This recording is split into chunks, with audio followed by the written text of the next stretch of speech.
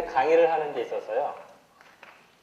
사실 그 강사 혼자 다 얘기하는 건 별 재미없어요. 그래서 가능하면은 제가 좀 짧게 말씀을 드리고 여러분들이 궁금한 거 뭐든지 좋아요. 말씀을 해주시면 제가 이제 답변하는 시간을 갖도록 하겠습니다.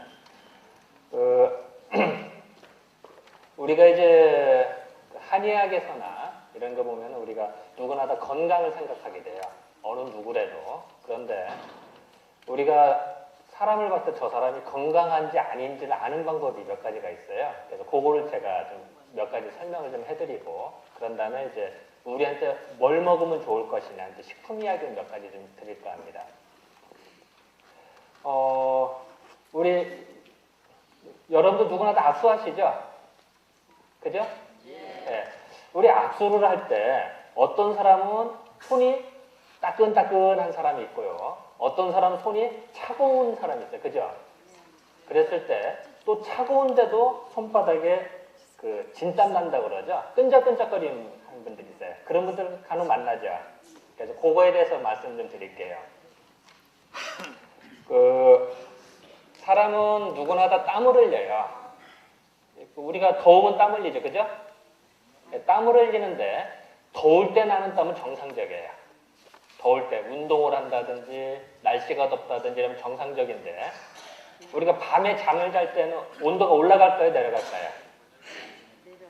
밤에 잠을 잘 때는 활동을 안 하니까 온도가 약간 내려가요. 그런데도 땀이 나는 분들이 계세요. 특히 밤에 자고 났더니 등이 약간 눅눅하다든지 땀이 축축하다든지 이런 분들이 계세요. 그런 거를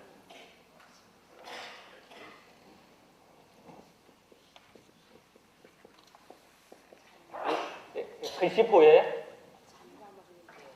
글씨티 보여요? 어때요? 보입니다. 네, 보여요? 도환이라고 그러는데 이게 도둑놈이 땀을 훔쳐간대요. 도둑놈이. 밤에 나는 땀이래요. 그리고 낮에 이렇게 지내는데도 이런 데 끈끈한 땀이 나는 분들 있어요. 겨드랑이나 아니면 이런 데 땀 나는 분들. 그걸 자한이라고 그러는데요. 스스로 나는 땀이래요. 이런 것을 우리는 식은땀이라고 그래요. 자, 다시 말씀드리면요. 몸이 식었는데도 나는 땀, 식은땀이라고 그러고 진땀이라고 그래요. 근데 이런 것이 왜 중요하냐면요. 특히 남자들 같은 경우는 이 사타구니 밑에가 축축한 분들이 계세요. 그걸 낭습이라고 해요. 낭습.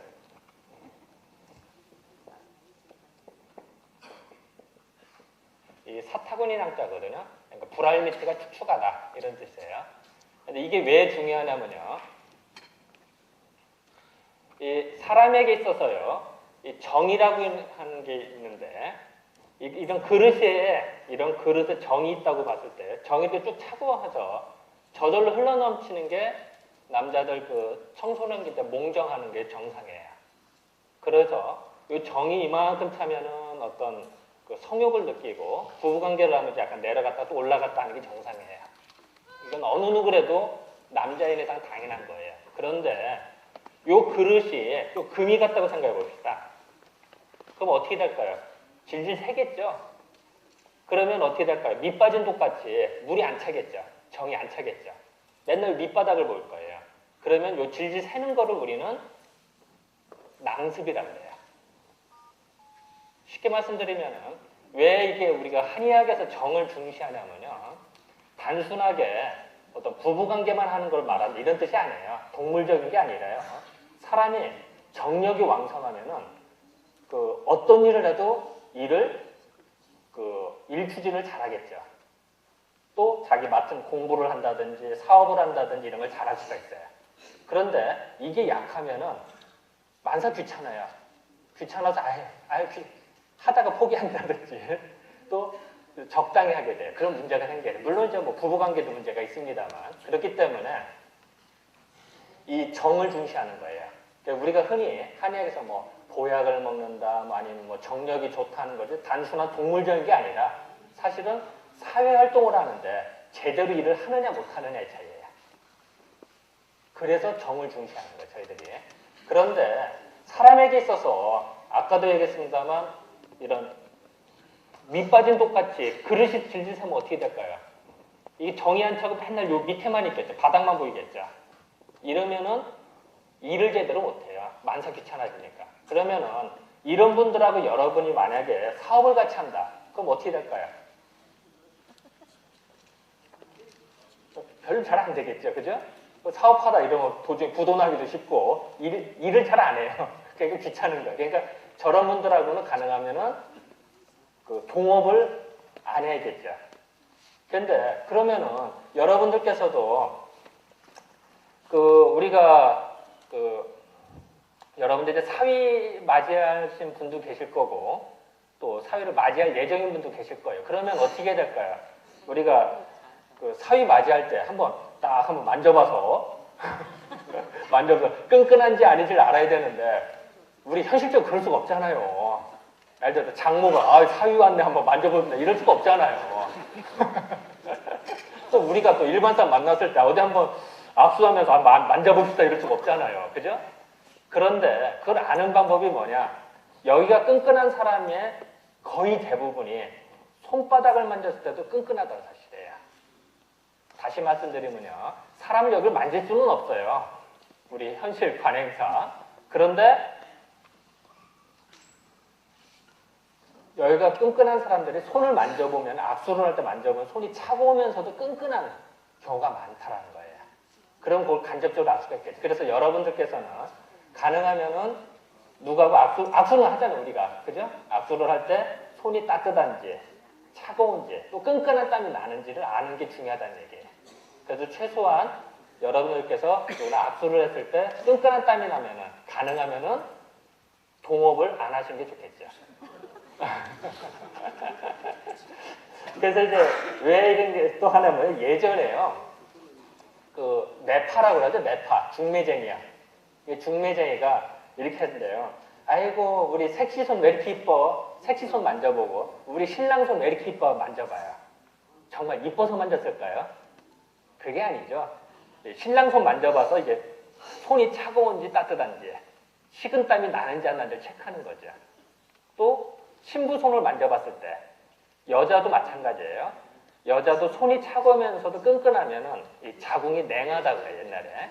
그래서 임신하기가 어렵다든지 또 임신해도 유지하기 어렵다든지 이런 경우가 많아요. 그래서 이제 그걸 이제 확인하는 거죠. 옛날에는 이제 농경사회니까 또 지금도 마찬가지입니다만 아들, 딸 이렇게 잘나고 이렇게 자손이 번창해 좋잖아요. 그죠? 이제 그거를 이제 확인하는 방법 중에 하나다. 우리 선조들의 지혜라는 거죠. 그래서 제가 뭐 지금 서두부터 건강 관리를 어떻게 할 것이냐 했을 때 상대방의 손을 만져서 아는 방법을 제가 말씀을 드린 거예요. 그런데 이런 거를 알았을 때 그러면 이제 어떻게 이걸 또 치료할 것이냐 하는 문제가 돼요. 그렇다고 손 끈끈하니까 사타구니 축축하니까 그럼 계속 그렇게 살아라. 그럴 수 있겠어요? 다 해도 방법이 있어야겠죠. 그죠?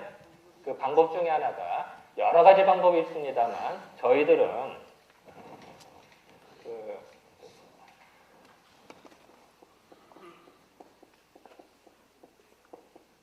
이게 연꽃 할 때 연자죠? 예, 글씨 보이죠? 예, 이게 이을연자, 이을연자에다가 풀초자를 쓴 것뿐이에요. 여러분은 연꽃을 봤을 때 어때요? 연꽃 뿌리가 쫙 이어지는 거 보세요. 그죠? 그래서 그 뿌리가 또 이어진다 이런 의미도 있고요. 또 하나는 연꽃의 씨앗은 우리는 보통 씨앗을 심으면 어때요? 3년이나 5년 지나면 5년 지난 씨앗 심으면 어때요? 싹이 잘 안 트죠? 기잖아요. 뭐 편하게 진행하세요. 너무 근엄하게 하지 마시고요. 그러니까 보통 씨앗을 심으면 어때요? 싹이 잘 안 터요. 5년, 10년, 20년이 지났다. 그럼 싹이 잘 안 트는데 연꽃 씨앗은 10년, 20년, 100년이 지나고도 싹이 터요. 심지어는 중국에서 70년대 2000년 전 화석이 발견이 됐어요. 2000년 전. 화석이 발견이 되고 화석에 연꽃 씨앗이 발견이 됐어요. 2000년 전께. 근데 그거를 온도, 습도를 맞춰봤더니 싹이 트더라는 거예요. 생각을 해보세요. 2000년 지나고도 싹이 튼다. 얼마나 대단해요. 연꽃 씨앗이. 뭔가 이어진다. 생명력이 이어진다. 이런 생각이 드는 거예요. 뿌리도 이어집니다만 생명력이 끈질기게 이어지는구나. 그러고서 그러니까 낭습인 사람들한테 써봤더니 정말 좋더라. 왜 이게 또 중요하냐면 아까 제가 정력 얘기해서 사실은 이게 요새는 이제 불임 환자들이 또 많아요. 아기를 못 갖는 사람들이. 그런 사람들이 남자들의 원인도 많은데 이게 질질 새는 사람은 어떨까요? 이게 묽어요. 그리고 활동성이 떨어져서 아기를 잘 못 갖는 경우가 많아요. 그래서도 중요하거든요. 그러니까 아기를 갖는데도 저게 필요하더라. 그래서 사용을 했다는 거예요. 그래서 이 연이라고 하는 거는 이어진다. 뿌리도 이어집니다만 계속 그 생명력 왕성이 이어진다 이런 의미가 있어요. 그래서 저희들이 많이 사용을 해요. 저희들이. 그리고 또 하나는 예전 여러분들 그 연하면은 그 혹시 여러분들 선짓국 있죠? 선짓국. 선짓국을 끓일 때 연근을 한번 넣어보세요. 그러면요. 선짓국은 어때요? 피가 뭉쳐야 선짓국이 되죠? 그래야 맛있잖아요. 그죠? 그런데 연근을 넣으면 그게 다 풀어져요. 그래서 선짓국이 안 돼요. 그럼 왜 그럴까요? 연근이라고 하는 거는 피를 맑게 하는 성질이 있어요. 피가 탁 하고 뭉쳐야 선짓국이 되는데 그걸 맑게 다 풀어주니까 어떻게 될까요? 선짓국이 아니에요. 그래서 실질적으로 옛날에 송나라 때 그 황궁에서 요리사가 실수를 해서 선짓국을 연근을 잘못 넣는 바람에 이제 요리사는 이렇게 되고 그러고선 그걸 발견해서 사람한테 쓰기 시작한 거예요. 그런 이제 기록들이 나와요. 그래서 어쨌든 그 피를 맑게 하니까 사람도 한번 쓰면 어떨까? 그래서 사람들이 피가 탁한 사람들 써봤더니 좋다라는 거죠. 그래서 여러분들 간혹 민간요법에 보면 코피 흘리는 사람들이 있죠. 코피 흘리는 사람들한테 연근을 썼더니 좋더라 이런 사람들이 있어요. 왜 그러냐면 코피 흘리는 경우가 되게 이제 피가 탁하고 뜨거우면 코피 흘리는 경우가 많거든요. 근데 그거를 연근이 들어가서 피를 맑게 해주니까 이게 좋다. 그리고 또 간혹 이제 심장이 두근거리는 분들 계세요. 그런 분들 보면은 이제 심장에서 펌프질을 해서 피를 공급해야 되는데 피가 탁하면 어떻게 될까요? 더 부대끼겠죠. 근데 피를 맑게 하면 심장 두근거리기가 없어지겠죠. 그래서 이제 우리가 간혹 사용을 한다. 그리고 또한 이제 나이 드신 분들, 연세 드신 분들이 이제 이게 약해졌다든지 아니면 이제 기력이 많이 이랬을 때도 머리가 탁하다든지 이럴 때도 연근을 좀 써요, 저희들이. 그래서 이제 제가 이제 잠깐 좀 설명을 좀 해드렸고요. 그런데 이제 또 제가 이제 식물 얘기를 해드렸습니다만, 그 우리가 또 매일 먹는 것 중에 고기를 좀 많이 먹죠, 그죠? 고기 먹죠, 그죠? 안 드세요, 고기? 이 고기를 먹는 데 있어서 우리가 닭고기, 돼지고기를 참 많이 먹어요. 그래서 그 이야기를 제가 잠깐 좀 해드릴게요.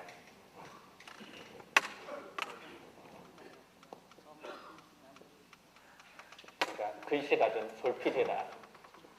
닭고기가 있고 돼지고기는 참 많이 먹어요, 저들이. 그래서 요걸 예를 한 번만 들어드릴게요.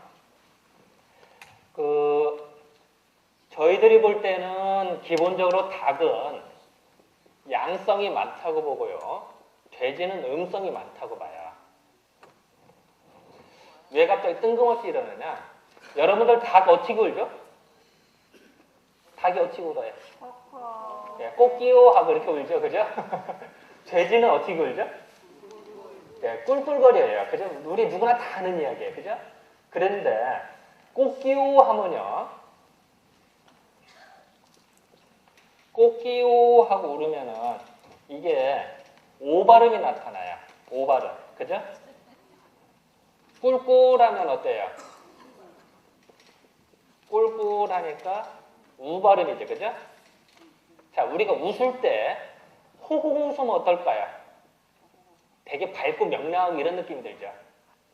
후후 웃으면 어떨까요? 어때? 뭔가 음쿵 떠는 것 같고 음흥 떠는 것 같고 그런 느낌이 들죠. 우리가 세종대왕님께서 한글을 창제하실 때 그걸 계산해서 만드셨대요. 땅 위에 태양이 솟구쳤대요. 이게 뭐가 됐고 오가 됐죠. 땅 밑으로 태양이 내려갔대요. 이게 우가 되는 거예요. 자, 그러면은 오 발음하면은 양일까요, 음일까요? 양이에요. 우리가 호호 웃음 밝아 보이잖아요, 그죠? 우 발음은 음일까요, 양일까요? 음이에요. 우리가 후후 웃음 뭔가 음큼 떠는 것 같고 이런. 또 그러면 우리가 아하고 어하고 비교했을 때 아 발음은 양일까요, 음일까요? 양이에요. 하하 웃음 뭔가 밝아 보이죠, 그죠? 어 발음은 어떨까요? 음이에요. 허허 웃음 뭔가 좀 음음 떠는 것 같고 음큼 떠는 것 그런 느낌이 들죠.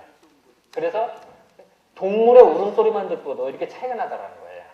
그러니까 닭은 꽃기오 하니까 뭔가 양성이 많고 열이 있겠구나 이런 생각이 들고, 돼지가 꿀꿀거리니까 우발음이니까 뭔가 음성이 있겠구나 이런 느낌이 드나요. 또 실질적으로 어때요? 닭은 어느 때 잘 울죠? 되게 새벽에 많이 울죠, 그죠? 새벽은 어때? 태양이 솟구치는 때죠. 양기가 딱 솟구쳐, 그것도 목을 쭉 빼고 울죠. 그죠? 그러니까 꽃기오 하고 울고, 돼지는 어때? 하늘, 땅을 보고 꿀꿀거리죠, 그죠? 땅은 음기일까요, 양기일까요? 음기를 봐도 땅을 보고 꿀꿀거려. 만약에 돼지가 하늘 보고 꿀꿀거렸다 이러면 어떨까요? 예? 그 뭐 발정 났다든지 뭐 좀 수상한 돼지죠, 그죠? 보통은 땅을 보고 꿀꿀거리는 게 정상이에요. 그리고 이제 그런 어떤 행동을 보고도 알 수가 있는데요. 혹시 여러분들 시골에서 돼지 그 거세하는 거 보신 분 계세요? 예, 그 어떻게 하죠, 우리가?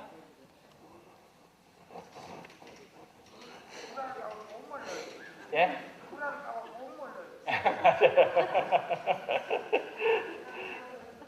그 시골에서 어떻게 하냐면요, 이런 막대기에다가 이게 돼지랑 갔을 때요, 끈을 묶어요. 이렇게 어금니에다 이렇게 끈을. 그러면은 이게 앞으로 가면 끈이 풀려요. 꼭 돼지는 꼭 뒤로만 도망가요, 그죠? 그래서 뒤로만 도망가니까 어떻게 돼? 끈이 꽉 물려요. 그러면 이제 뒤에서 거세한다든지 뭐 약을 준다든지 수술을 한다든지 이렇게 하죠. 자, 뒤로 가는 거는 음일까요, 양일까요? 뒤로 도망가는 거는 음이죠, 그죠? 물론 평상시에는 돼지는 앞으로 걸어다니죠, 평상시에는, 그죠? 평상시에 걸어다니다만 위급한 순간 겁이 난다든지 사람이 막 칼 들고 막 펼치니까 얼마나 겁이 나요. 그럴 때 꼭 뒤로만 간다는 거예요. 그런 걸 보고 아하, 돼지는 음성이 강하구나 이렇게 알아내는 거예요, 저희들이. 또 닭은 어때요? 닭은 횃대에 잘 올라가죠. 뭐 담벼락이나 횃대에 잘 올라가는, 내려올 때는 어때요, 닭이? 되게 망설이죠, 힘들어하죠, 그죠? 올라가는 건 잘하는데, 아, 이런 걸 보고 닭이 양성이 많구나 이렇게 알아낸다는 거죠. 또 우리가 또 시골에서 돼지 잡을 때 어떻게 잡죠? 우리 어떻게 처음에 잡아요, 돼지 잡을 때? 꼭 멱단다고 그러죠. 이 경동맥, 목을 지나는 동맥에 버칼로 단칼에 이렇게 잡죠. 만약에 잘못 찔러서 여기도 찔렀다, 저기도 찔렀다 하고 또 묶인 끈이 풀려서 온동맥 꽥꽥거리고 도망다녔다. 그럼 돼지 맛이 어떨까요? 그 노린내가 나서 맛이 없어요. 왜냐하면은 돼지는 음성이라고 그랬죠, 아까? 음기운이 강한데 여기저기 막 쑤셔대고 온동맥 꽥꽥거리고 도면 얼마나 스트레스를 받겠어요. 그럼 열받겠죠. 스트레스를 받으면은 양기가 올라서 노린내가 나서 맛이 없어요. 그래서 돼지를 잡을 때 옛날부터 단칼에 잡아라 이런 말이 나오는 거예요. 우리 옛날부터 다 내려온 얘기예요, 그죠? 아는 여러분들 시골에서 다 보셨던 얘기일 거예요. 그런데 이런 거를 이용해서 우리가 현대 축산에서는 어떻게 하냐면요, 돼지를 잡기 전에 목욕을 시켜요. 사람도 그렇습니다. 돼지도 목욕하면 기분 좋죠, 그죠? 알겠잖아요. 그리고 또 조용한 음악을 틀어줘요. 그러면 기분이 더 삼삼하겠죠, 그죠? 약간 어두컴컴한 터널을 만들어서 거길 지나가게 하는데, 그것도 너무 깜깜하면 겁이 나겠죠. 스트레스를 받겠죠. 아늑할 정도의 터널을 만들어 지나가게 하는데, 거기서 전기 쇼크를 주는데, 전기 쇼크도 기절할 정도. 너무 세게 주면 어떻게 될까요? 스트레스가 되겠죠. 기절할 정도만 딱 줘요. 그러고서 해체 작업을 해요. 그럼 맛이 좋아져요. 그러니까 살짝 기절만 시키는 거죠. 그런 다음에 이제 잡는 거죠. 그러면 이렇게 돼지고기 맛을 좋게 하는 건 하나의 학문이에요. 그런데 저는 이제 이런 말씀드리면 왜 자꾸 이걸 강조하냐면요, 우리는 옛날부터 돼지를 잡을 때는 멱을 달라 단칼에 잡아라 라는 전통으로 내려왔는데, 지금 아까 돼지를 목욕시키고 음악 틀어주고 이런 거는 서양에서 수입이 돼서 현재 사용하고 있어요. 그런 방법들은. 우리 전통이 사라지고. 왜냐하면 이거를 전통을 이어받지 못했으니까. 그래서 이제 저는 이게 안타까워서 이런 말씀 일부러 더 말씀을 드리는 거예요. 또 현재 그 도축장에 가면요, 돼지를 이제 되게 트럭 싣고 오잖아요. 그러면은 트럭 싣고 오자마자 금방 안 잡아요. 그러면 노린내가 나요. 왜냐하면 트럭 타고 오면서 스트레스를 받았잖아요. 그죠? 그렇기 때문에 도축장 되면 되게 돼지를 한 2, 3일간 정도 그냥 더 쉬게 하죠. 그러고선 잡으면 맛이 좋아져요. 그게 하나의 이제 학문이죠. 또 그런 반면에 우리 닭은 어떻게 잡죠? 네? 꼭 목을 비틀어 잡죠. 그죠? 그 목을 뭐 딱 단칼이 친다 이러지 않고 꼭 비틀어 잡아요. 그 누구나 그렇습니다만 목 비틀으면 어때요? 숨을 못 쉬죠? 그죠? 숨을 못 쉬면 어떨까요? 괴롭죠? 적당히 스트레스를 받아요. 그러면 맛이 좋아져요. 그것도 하나의 학문이에요. 그래서 우리가 뭐 이런 공개 석상에서 이런 말 하니 그렇습니다만 우리가 삼복더위 때 되게 뭐 잡아먹죠? 예. 그 잡을 때 어떻게 잡아먹어요? 예? 목을 졸른다. 그것도 맞아요. 왜냐면 목을 졸면 스트레스를 적당히 주고 또 어디서는 어느 동네 가면은 푸대에다 집어넣고 몽둥이로 패서 잡기도 하죠. 그죠? 왜 그렇게 할까요? 개도 양성이 많아요. 열이 많거든요. 그러니까 적당히 스트레스를 줘서 잡아요. 그리고 고기 맛이 좋아져요. 또 개는 또 잡고 나서 어떻게 해요? 또 막 불룩 흘리잖아요. 그것도 열받게 더. 그런 것이 우리 예전에 그 음식이에요. 왜 제가 이런 말씀을 드리냐면은 우리나라 사람들은 미각이 엄청나게 발달돼 있어요. 여러분들은 어느 누구래도 우리나라 사람들은 태어나서 지금까지 자라오는 동안에 국이나 찌개를 매일 먹어요. 여러분들 밥 먹을 때 국이나 찌개 하나도 없다. 그럼 뭔가 허전하죠. 최소 국이나 찌개가 다 있으면 좋고 최소 하나는 있어야죠. 그죠? 우리 그렇게 커왔어요.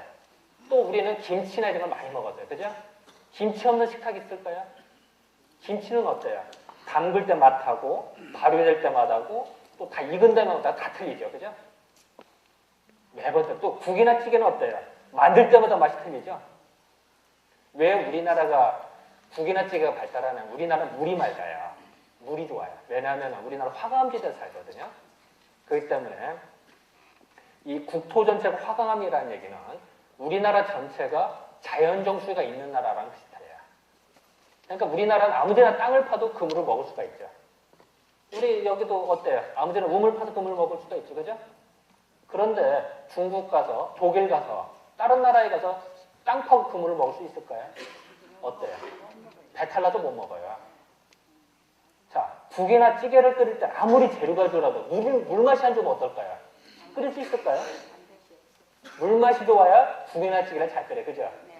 또 국이나 찌개를 끓일 때는 어때요? 우리가 재료를 넣는 거에 따라서 맛이 매번 틀리죠. 김치를 좀 더 넣고 덜 넣고 고춧가루 더 넣고 덜 넣고 했다 맛이 다 틀려요. 그죠? 그게 고급 문화예요. 그래서 우리는 1년 내내 먹고도 질리지가 않아요. 국이나 찌개를. 그게 미각이 어떻게 돼? 무지히 발달되어 있죠.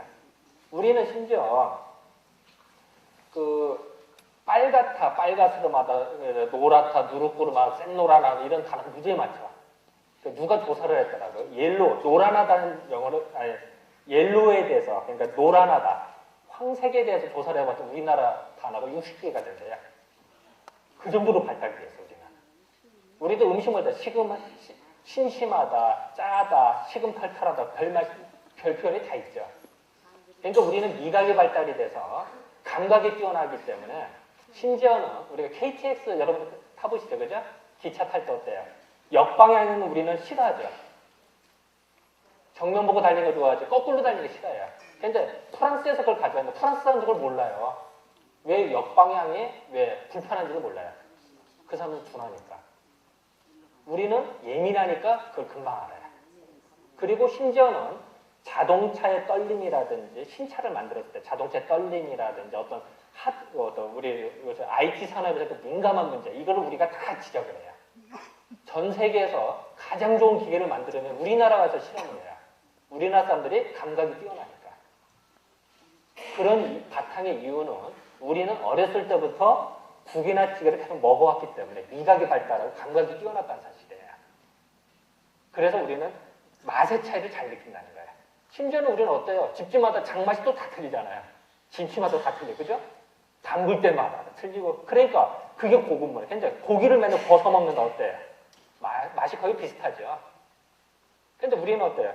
골고루 먹죠. 또 심지어는 여러분들 그건 알죠? 소뼈, 우리는 소를 잡아먹는데 어때요? 뼈까지 다 먹죠. 꼬리까지 다 먹죠. 그죠? 또 맛이 또 천차만별이죠. 전 세계에서 소꼬리를 먹는 나라는 우리나라밖에 없어요. 정말 맛있는데, 그죠? 또 족 팍팍 삶아서 먹는 거 우리나라밖에 없어요. 근데 다른 나라 사람들이 이제 그걸 알아서 요새 이제 배워가요. 그래서 이제 유럽에서도 속꼬리를 삶아 먹고 그런데 요새는. 그리고 정말 대단한 나라예요. 우리나라가 대단한 나라예요. 그런가 봐요. 또 심지어는 여러분들 우리가 출산하고 난 다음에 미역국 먹는다 이런 얘기는 아시죠? 그죠? 누구나 다 출산하고 난 미역국 먹어봤어요. 산후조리에 좋다고 해서 먹었어요. 몇백 년, 몇천 년 계속 해왔어요. 1970년대만 해도 아마 여러분들 나이 드신 분께서는 큰 병원에서 출산했을 때는 미역국 안 줬을 거예요. 70년대만 해도 병원에서 미역국 안 줬어요. 그래서 되게 이제 보호자 집안에도 미역국 끓여서 갖다 대령을 했죠. 그랬다가 80년대 들어와서 일반 개인 병원에서 하고 종합병원은 안 줬고 90년대 들어와서 이제 종합병원에서 주기 시작했어요. 왜냐면 우리 산모들이 먹어보니까 좋다 하니까 정말 주기 시작합니다. 유럽 사람들은 미국 사람은 아직도 안 줘요. 그랬다가 최근에 2000년 됐으니까 이제 미국 사람들이 먹기 시작해요. 우리나라 미역을. 미역은 전 세계 다 알겠는데 미역을 먹는 나라는 우리나라밖에 없었어요. 예전에. 그리고 산후조리에 좋다는 우리는 알았거든요. 그래서 전 세계에서 모르다가 이제는 미국에 있는 병원에서도 출산한 다음에 이제 미역국을 주기 시작해요. 이제는. 그게 정말 산후조리에 좋구나 이걸 알아요. 그 정도 우리가 미각도 뛰어나고 감각이 뛰어나다는 것이 증명되는 거죠. 참 우리가 좋은 나라에 사는 거죠. 그래서 어쨌든 이 돼지와 닭 같은 것들 그 감각이 차이가 있는데 예를 들어서 또 여러분들 우리가 닭고기 끓이자마자 먹으면 어때요? 참 맛있죠? 알겠잖아요. 튀김 같은 거 먹잖아요. 근데 식으면 어때요? 닭고기가? 맛 별로 없죠? 돼지고기는 어떨까요? 끓이자마자 먹어도 맛있습니다. 식어도 맛있죠. 예를 들어서 편육이라고 그러죠. 우리 머리고기 누른 거. 그런 것도 더 차갑게 먹어야 더 맛있죠. 알잖아요. 우리 편육 잡숴보시잖아요. 그것도 왜냐면 닭고기는 양성이니까 따뜻하게 먹으면 맛있는데 돼지고기는 음성이다 보니까 시원하게 먹어도 더 맛있어요. 그러니까 우리 아마 음식을 먹어보니까 다 느끼는 거라고요. 이제 그런 어떤 차이들 때문에 그렇다. 그래서 제가 또 얘기를 하나만 더 들으면요. 우리가 예를 들어서 이제 고추 농사를 짓는다. 자, 고추를 지을 때 우리 고추 먹으면 어때요? 열나요? 아니면 추워요? 열나죠. 고추 먹고 춥다는 사람 없어요. 그죠? 고추밭에 나고 바꿔 심어놓으면 고추 심은 곳이 더 흙이 푸석거려요. 고추 자체 열이 있다 보니까 흙도 푸석거려요. 아마 여러분도 많이 봐서 아실 거예요. 같은 조건이었을 때. 근데 그럼 고추밭에 만약에 내가 거름을 준다. 그러면은 닭똥을 주는 게 좋겠어요? 아니면 돼지똥을 주는 게 좋겠어요? 더 유식하게 말하면 개분을 주는 게 좋겠어요? 아니면 돈분을 주는 게 좋겠어요? 돼지똥. 예? 돼지똥. 이 고추는 물 빠짐이 안 좋으면요. 예를 들어서 비가 자주 온다든지 아니면 물 빠짐이 안 좋아서 이렇게 한다 이러면 탄저병이 잘 걸려요. 왜냐면 고추는 열이 많다 보니까 그 열 때문에 땅에 습기가 너무 많으면 그것 때문에 열 기운 때문에 스스로 죽어요. 그래서 탄저병이 잘 약해져서 그런데 만약에 고추를 지을 때 거기다 닭똥을 주잖아요. 그러면은 땅이 습기를 말려버려요. 닭똥은 열이 나면서. 그러면은 좋은데 돼지똥을 주면 땅이 음습해져요. 그럼 땅이 축축해진다고요. 그럼 물 빠짐이 안 좋아져요. 그러면은 탄저병이 더 잘 걸려요. 그러니까 똑같은 거름입니다만 음성이냐 양성에 따라서 다르다는 거죠. 즉 양성인 걸 주면 좋은데 음성인 걸 주면 안 좋다는 얘기죠. 이것도 아마 여러분들 농사 지으시니까 다 아실 거예요. 그런 경험들 아마 다 해보셨을 거예요. 그래서 이제 이런 식으로 저희들은 이제 보는데 왜 제가 자꾸 이런 말씀을 드리느냐? 아까도 얘기했습니다만, 자, 그러면은, 닭은 지금까지 얘기 나온 게 열이 많다. 돼지는 음성이 많다 이런 얘기가 있어요. 자, 그러면은 사람에 따라서도 구분이 있다라는 거예요. 사람에 따라서 어떤 사람은 그 맥주만 먹으면 설사하는 사람들이 있어요. 이게 밤에 잘 입을 꼭 덮고 잔다든지 맨날 추워한다든지 창문 열어놓으면 아유 추워하고 문 닫아놓고 맥주 먹으면 설사하고 뭐 따뜻한 거 좋아하고 이런 사람들 몸이 냉하다 그래요. 그런 사람들한테는 몸이 냉한 사람한테 닭고기가 좋을까 아니면 돼지가 더 좋을까요? 닭고기를 먹으면 몸이 따뜻해서 좋아요. 근데 몸이 냉한 사람도 돼지고기 자꾸 주면 어떻게 될까요? 소화가 안 돼서 그득해요. 그래서 소화 안 된다 그래요. 그럼 또 때로는 설사할 수도 있고요. 또 반면에 사람이 이제 열이 막 맨날 뻗치는 사람이 있어요. 뭐 다혈질적이라고 그러죠. 그리고 막 열 뻗치고 맨날 덥다고 맨날 창문 열고 또 잘 때도 뭐 이불을 차고 배꼽 내놓고 잔다 그러죠. 이렇게 한다든지 또 뭐 열이 막 뻗치는 사람한테는 닭이 좋을까요? 아니면 돼지가 좋을까요? 돼지를 주면 좋은데 열이 뻗치는 사람이 계속 닭고기를 계속 준다 이러면 어떻게 될까요? 열이 더 뻗쳐. 그렇다고 열이 뻗치는데 닭고기 열이 더 나거든요. 그러면 이 컴퓨터가 여기 있는데 열 잡고 나면 어떻게 될까요? 이 컴퓨터가 폭발해 잘못하면. 전기가 스파크 튄다고요.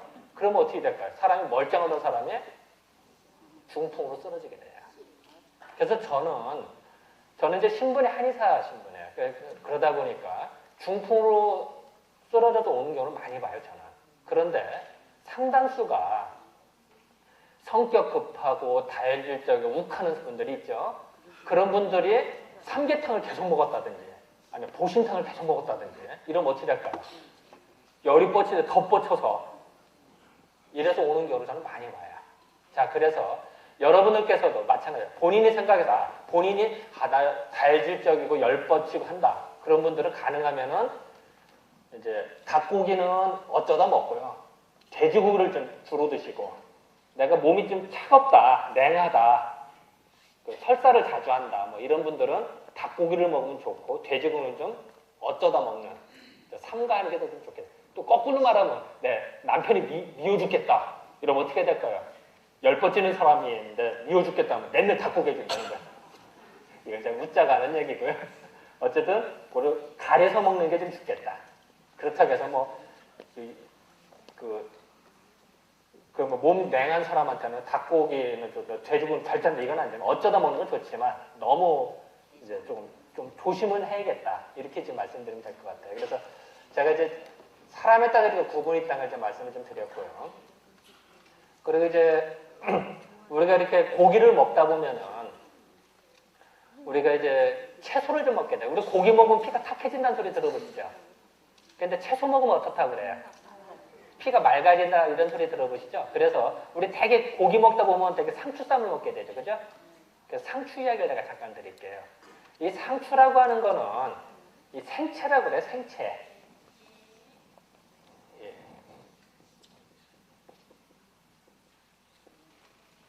생채. 날로 먹는 채소래요. 그래서 생채에서 발음이 상추로 발음이 되는 거예요.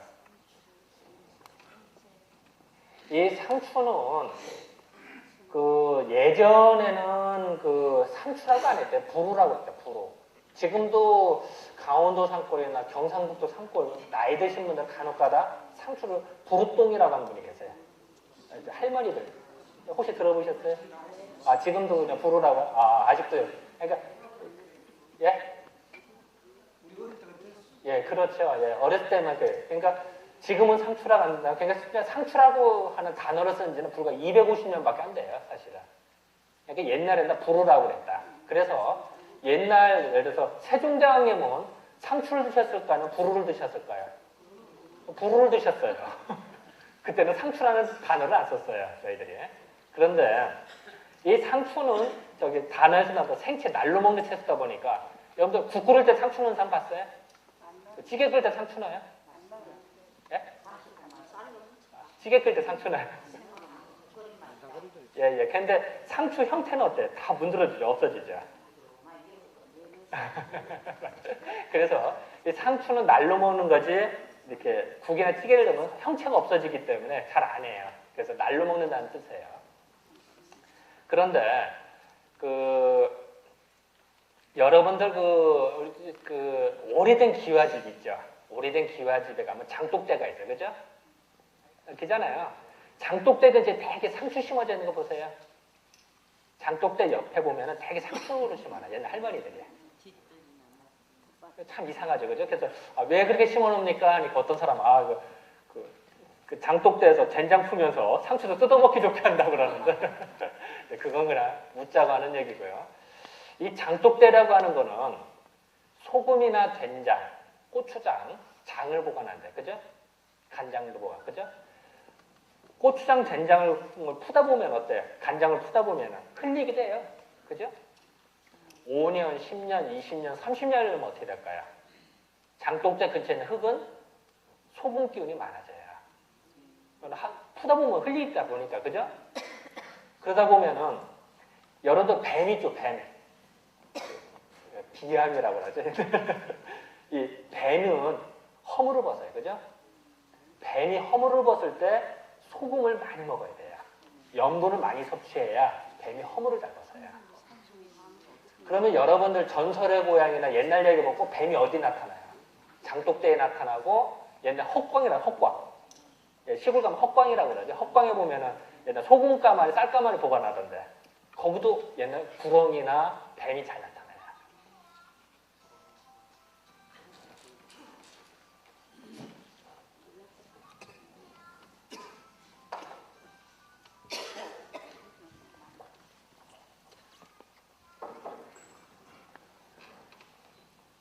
그래서 근데 뱀이라고 하는 놈한테 그러니까 뱀은 장독대나 헛광에 나타나는 이유는 사실은 소금을 먹으러 오는 거예요. 사실은 이상한 게 아니라. 근데 뱀이라고 하는 놈한테 상추를 즙을 내서 뿌려주잖아요. 그러면 뱀이 기절을 해요. 죽지는 않아요. 죽지는 않는데 그렇게 싫어요. 뱀이. 자, 그러면은 장독대 근처에 상추를 왜 심었을까요? 뱀이 못 오게 하는 바리케이트 역할, 울타리 역할을 하는 거죠. 우리가 되게 장독대는 아무래도 여자들이 주로 가잖아요. 그죠? 근데 뱀 보고선, 아유, 귀엽다는 사람 봤어요? 뱀 보면 좀 징그럽잖아요. 깜짝 놀래고, 그죠? 더군다나 또 임신한 여자 그걸 본다. 이러면 더 안 좋겠죠. 그러니까 당연히 뱀이 못 오게 하는 바리케이트 역할로 옛날 우리 할머니들께서 꼭 상추 심으신 거예요. 또, 장독대 근처에 되게 맨드라미 심어있는 거 보세요. 시골 가면 되게 심어져 있어요. 그죠? 옛날 할머니들 보고 그거 뽑아버리지 왜 그래요? 그러면 뽑지 말라고 해요. 그럼 놔두래요. 그것도 뱀이 그렇게 싫어해요. 맨드라미도. 그것도 뱀이 못 오게 하는 바리케이트 역할을 하는 거예요. 그게 우리 선조들의 지혜인 거예요. 예? 그렇죠. 예. 그럼 잘 안 와요. 그래서 상추밭에서 뱀물 있다는 사람이 없어요. 왜냐하면 뱀이 상추밭을 싫어하니까. 만약에 소설을 써도 상추밭에 뱀물 좀 진짜 소설이죠.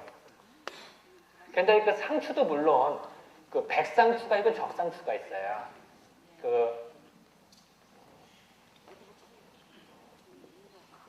백상추가 있고 적상추를 사실 이제 백상추를 사실 청상추라고도 하죠 요새는.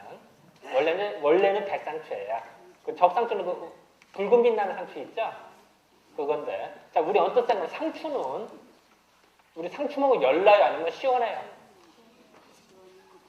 상추 먹으면 시원해요. 그죠? 만약에 여러분들 부부싸움을 했다. 그럼 만약에 부부싸움을 했다. 그럼 오늘 저녁에 고추를 저는 먹을까요? 고추 먹고 더 싸우자 이런 얘기죠. 그죠? 그래서 상추를 내면 뭘까요? 상추 열을 내리니까 우리 화해합시다 이런 뜻이에요. 그러니까 만약에 이제 부인이 부부싸움하고 나서 상추쌈을 내놨다면 화해해야지. 남자가 그것도 모르고 계속 싸우자면 쫀생은 되는 거예요. 그러니까 그런 뜻인데 어쨌든 상추는 우리가 이제 열받았을 때 가슴이 답답하다든 열받았다든 소위 스트레스 쌓였다든 이럴 때 상추를 먹으면 열이 내려서 좋아요. 그래서 공부하는 사람들이 머리를 맑게 할 때 상추를 먹어요. 그리고 흔히 이제 공부하는 사람은 상추 먹으면 졸립다고 하는데 그건 뭐냐면은 이제 열이 내려가면서 긴장이 좀 풀려져요. 그래서 이제 일시적으로 졸려지는 거지. 어쨌든 머리를 맑게 하는 데 상추를 많이 쓰게 되거든요. 그런데 상추는 시원한 겁니다만 백상추가 더 차가울까요? 적상추가 더 차가울까요? 백상추가 더 차가워요. 그래서 우리가 약재를 쓸 때요. 백상추의 씨앗을 우리가 약으로 써요, 저희들이. 적상추 씨앗을 약으로 안 써요, 저희들이. 왜냐면 약을 쓸 때는 더 성질이 강해야 되니까. 그런데 그래서 성질이 백상추가 더 강하듯이 그 간혹가다 그 뱀은 백상추를 더 싫어하고 적상추에서는 감 나타나긴 나타나요. 성질이 약하니까. 그러니까 여러분 울타리 만들 때에도 백상추를 심으면 더 좋겠죠. 뱀이 못 오게 할 때는. 그런 게 이제 하나의 지혜다. 자, 그러면은 사람에 따라서도 마찬가지예요. 만약에 여러분들 남편분이 열이 많은 사람이다. 그러면은 열 많고 달죠. 그러면 백상추가 좋겠어요? 아니면 적상추가 좋겠어요? 백상추가 좋겠는데 몸이 좀 차가운 사람이다. 내가 그러면 너 차가우니까 상추 먹지 마라 이럴 수가 없잖아요. 그죠? 몸이 좀 차갑다든지 냉하다 이런 사람 뭘 주는 게 좋겠어요? 백상추가 좋아요? 적상추가 좋을까요? 적상추가 더 좋아. 이런 게 지혜예요. 그러니까 여러분 똑같이 식탁을 차려도 뭘 선택하느냐에 따라서 이렇게 조절을 할 수가 있다. 이제 이런 이제 말씀 좀 드리려고 해요. 그래서 제가 또 이제 뭐 상추 얘기를 했습니다만 뭐 얘기는 예? 미역 얘기 더 해드릴까요? 그럼 미역 얘기 잠깐 해드릴까요? 아까 이제 제가 이제 산후조리 할 때 이제 미역을 먹는다고 그랬잖아요. 근데 뭐 물론 뭐 미역에는 이제 온갖 이제 그 요도 성분이나 뭐 여러 가지 그 미네랄 성분이 많아서 좋다 이런 것도 있습니다만 우리 미역만 좀 어때? 미끈미끈하죠? 껄끄럭거리지는 않죠. 그래 미끈미끈하죠, 그죠? 미끈미끈하기 때문에 우리가 출산을 하죠. 여자가 출산을 하는 거는요. 마치 천지개벽하는 거랑 똑같아요. 몸이 사실 남자들은 그건 잘 몰라요. 그 여자만이 하는 겁니다만. 그렇게 하면 왜 강사님 왜 나는 어떻게 합니까? 저는 이제 많은 환자를 보다 보니까 이제 얘기를 많이 들어서 저는 아는 거고요. 물론 저도 애기를 안 낳아봤죠, 저도. 하지만 이제 간접적으로 알게 되는데. 우리가 이제 흔히 이제 여자들이 이제 임신을 했을 때요. 그럼 내가 그 얘기 하나 먼저 해드릴까요? 여자가 임신을 하면은 이 자궁 쪽으로 모든 기운이 다 집중이 돼요. 왜냐면 아기를 길러야 되니까. 모든 힘이 집중이 되다 보면 열이 나요. 세상의 이치라고 하는 거는 우리도 승강기에 사람 잔뜩 타면 어때요? 열나죠? 또 남자들 붙어봐요. 열나죠? 흩어지면 어때요? 식죠? 세상의 이치. 뭉치면 열나고 흩어지면 식게 돼 있어요. 세상의 이치거든요. 그럼 자궁 쪽으로 아기를 낳고 모든 기운이 다 집결된다면 어떻게 될까요? 열이 좀 나요. 그죠? 그래서 자궁안은 쉽게 말하면 한증막 같아요. 후끈후끈해요. 더워요. 그러다 보니까 열기가 위로 솟구쳐요. 열은 위로 올라가지 밑으로 내려가지 않아요. 그죠? 위로 올라가고 우리가 밥 먹고서 밥을 먹으면 어때요? 밥 먹고 내려보내야죠. 내려보내야 되는데 자궁에서 열이 위로 올라. 그러면 부딪히겠죠. 여기서 밀고 그러면은 하고 토하게 돼요. 열기운. 그게 그 임신했고 나서 입덧한다고 그러죠. 그리고 느글느글거린다든지 속이 열나면 느글느글거려지거든요. 그러니까 밥 먹고선 내려보내려고 하고 여기는 열기 때문에 솟구치려고 그러니까 왁왁 하다가 이제 때로는 토하기도 하고 이런 게 임신 오저증이라고. 그래서 되게 이제 여자들은 이제 그런 증상을 다 경험을 해서 아시는데 우리가 임신했을 때 되게 여러분 며느리라든 또 여러분들 예전에도 그랬을 거고 임신했을 때 너무 매운 거 먹지 말라 이런 얘기 하죠. 맵고 짠 거 먹지 말아라. 왜 그러냐면은 그렇잖아도 임신을 해서 여기 아기는 더워 죽겠는데 뭐 라면 같은 거 많이 먹었다든지 라면 라면 스프 때문에 열이 좀 많이 나거든요. 뭐 열나는 걸 많이 먹었다. 매운 거 많이 먹었다. 그럼 어떻게 될까요? 아기는 더 뜨겁겠죠. 그죠? 그러면은 아기가 덥기 때문에 이제 태어나서 우리가 태열이라는 거래. 태열. 열이 나요. 그러면 아기가 울긋불긋해진다든지 피부가 그래서 더 심해집니다. 아토피로 나타나는 경우가 있어요. 그래서 대개 보면 아이가 태열이 있다든지 아토피가 있을 때는 대개 이제 다시 임신했을 때 혹시 뭐 매운 거나 또 매운탕 같은 거 많이 먹었으니까 어찌 가셨어요? 그런다고. 그래서 여러분들 만약 며느리를 보게 됐다 이랬을 때는 임신 중에는 울렁거릴 수가 있기 때문에 매운 거를 좀 조심시켜라. 왜냐하면 애가 태열이 생길 수가 있으니까. 그리고 또 하나는 이제 여자들이 이제 임신을 하게 되면은 이제 그래서 이제 여러 가지 조심을 해야 되는데 출산을 하게 되면요. 쉽게 말하면 우리가 이제 그런 얘기를 해요. 출산을 하자마자 보약을 안 줘요. 대개 약 3주 정도 뒤에 줘요. 일반적으로. 3주 정도는 여자 오로라고 그래요. 오로가 이제 다 나간 다음에 그친 다음에 보약. 왜 그러냐면요. 이렇게 생각하시면 편해요. 우리가 전기밥솥이 있다. 밥솥이 있다. 그러면 밥하고 나면 어때요? 찌꺼기가 많이 있죠. 그러면 어때요? 우리가 설거지를 깨끗이 닦은 다음에 또 다음 밥을 하죠. 이게 정상이죠. 여기도 자궁도 마찬가지래요. 아기를 갖느라고 아기를 출산했으니 나와서 찌꺼기가 좀 있겠죠. 찌꺼기를 다 충분히 내보낸 다음에 깨끗이 한 다음에 보관을 잘해야겠죠. 그래서 찌꺼기가 있을 때는 다 내보내고 오로가 나간다고 그래요. 그래서 되게 보약을 쓰는 거는 되게 이제 출산하고는 약 3주 정도 뒤에 되게 오로가 거의 다 나가거든요. 3주 내에서 4주 정도 뒤에. 그러면 이제 그때 되게 보약을 쓰는 경향이 강해요. 그런데 만약에 출산을 하는 과정에서 난산을 했다든지 제왕절개를 했다든지 이러면 어떻게 될까요? 찌꺼기가 잘 배출이 안 돼요. 난산은 많이 힘들어서 찌꺼기가 많아졌기 때문에. 그러면은 출산하자마자 먼저 청소해주는 약부터 먼저 써요. 자궁 깨끗이 쉽게 말하면 설거지하는 약을 먼저 쓰고 그런 다음에 이제 보호해주는 약을 쓰는 게 정상이죠. 그런데 우리가 미역을 먹는 이유 중에 하나는 미역은 되게 미끈미끈하면서 이제 미네랄이 많아요. 그러니까 조혈성분, 피를 만드는 성분이 되게 많아요, 그 안에. 그렇기 때문에 이 속에 그 여자들이 이렇게 찌꺼기가 있는 상태 보관되면 안 돼요. 그걸 다 내보내는 역할을 해줘요. 그리고 출산하는 과정 여자가 이제 피를 많이 소모하게 되는데 그 이제 피를 많이 만들어주게 되니까 그럼 여자가 회복이 빨라지겠죠. 그래서 우리가 이제 미역을 예전부터 사용을 했던 거예요. 그러니까 근데 이제 아까도 말씀드렸지만 그런 미역이 전 세계에서 다 나옵니다만 산후조리로서는 우리나라밖에 없었어요. 그래서 최근에 그 효능이 점점 밝혀지니까 외국에서도 사용하기 시작하는 그 정도로 우리나라 전통적 옛날부터 내려오던 것이 다 지혜가 있고 수익가 있는 거예요. 그렇게 생각하시면 편할 것 같아요. 제가 두서없이 이런 얘기처럼 얘기하게 됐는데요. 제가 이제 얘기하는 김에 아까 그거 하나를 여기 보니까 이 사과가 많이 난다고 그러더라고요, 문경에.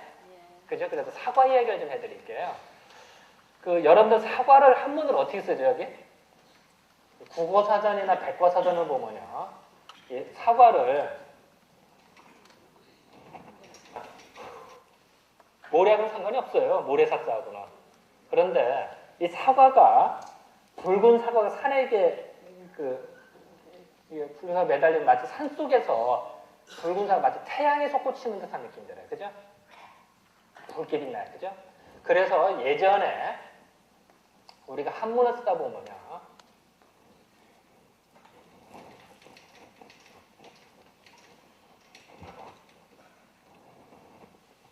이게 또 차차인데요. 이거 쓰다 보면은 아침단자고 혼용해서 쓰게 돼요. 쓰다 보면 거의 비슷하게 이렇게 같이 써요. 옛날부터 한자를 쓸 때는 또 차자나 아침단자 혼용해서 써요.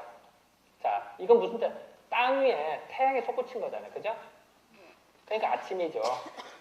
그래서 우리가 새해 첫날은 원단이다 이런 얘기 하잖아요. 으뜸원자 써서 원단이다 이런 얘기 하는데 아침단자인데 자, 나무 밑에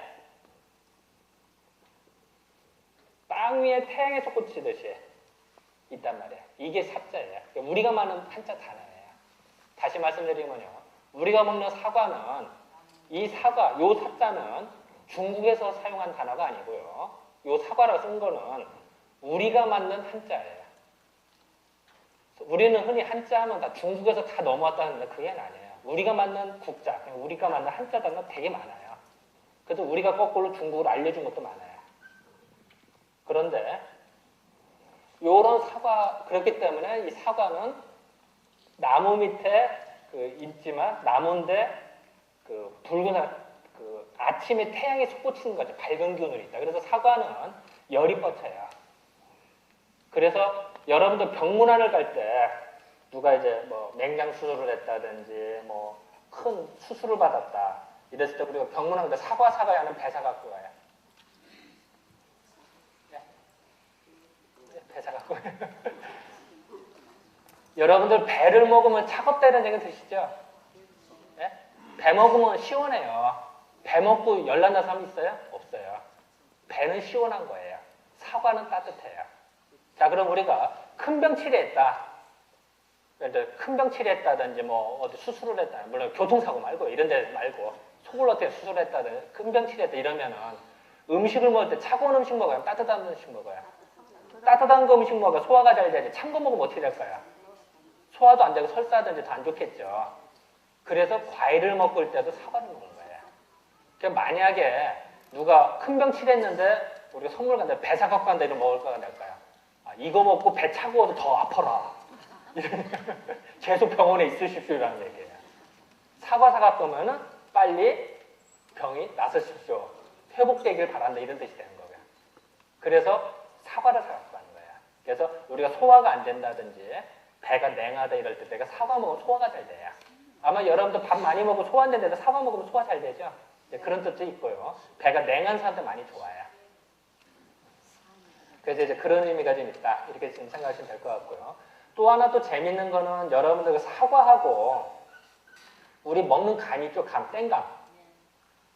그 감이, 우리 보통 감 우려 먹을 때 어떻게 우려 먹어요? 네? 소금을 넣고 항아리에다 이렇게 해서 하죠. 그런 방법도 있고 또 사과에 굉장히 감이 덜 우려졌다든지 이러면 어떻게 하냐면요. 여기 사과 있죠, 사과.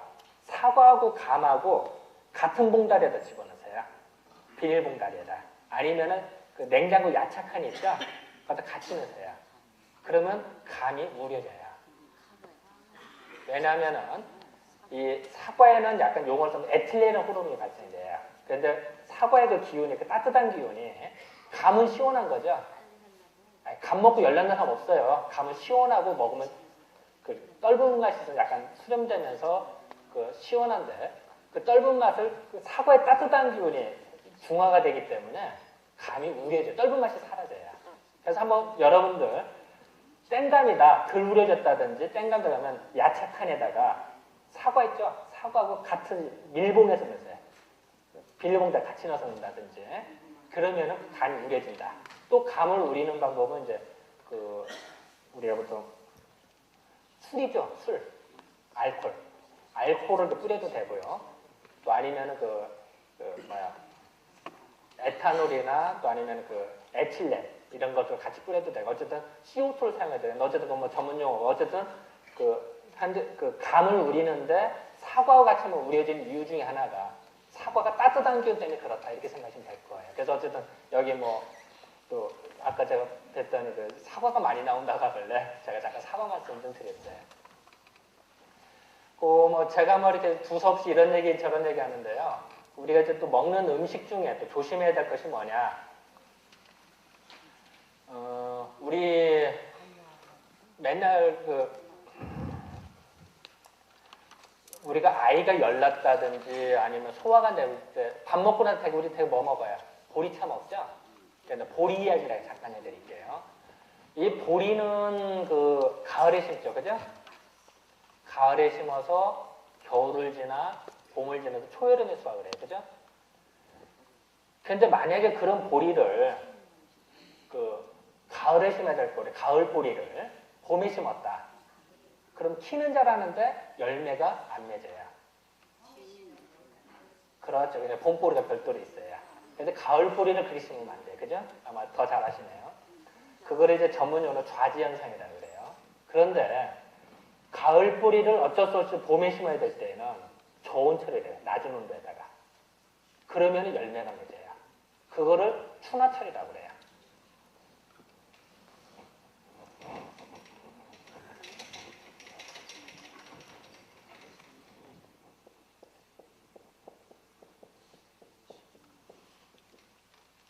영어로는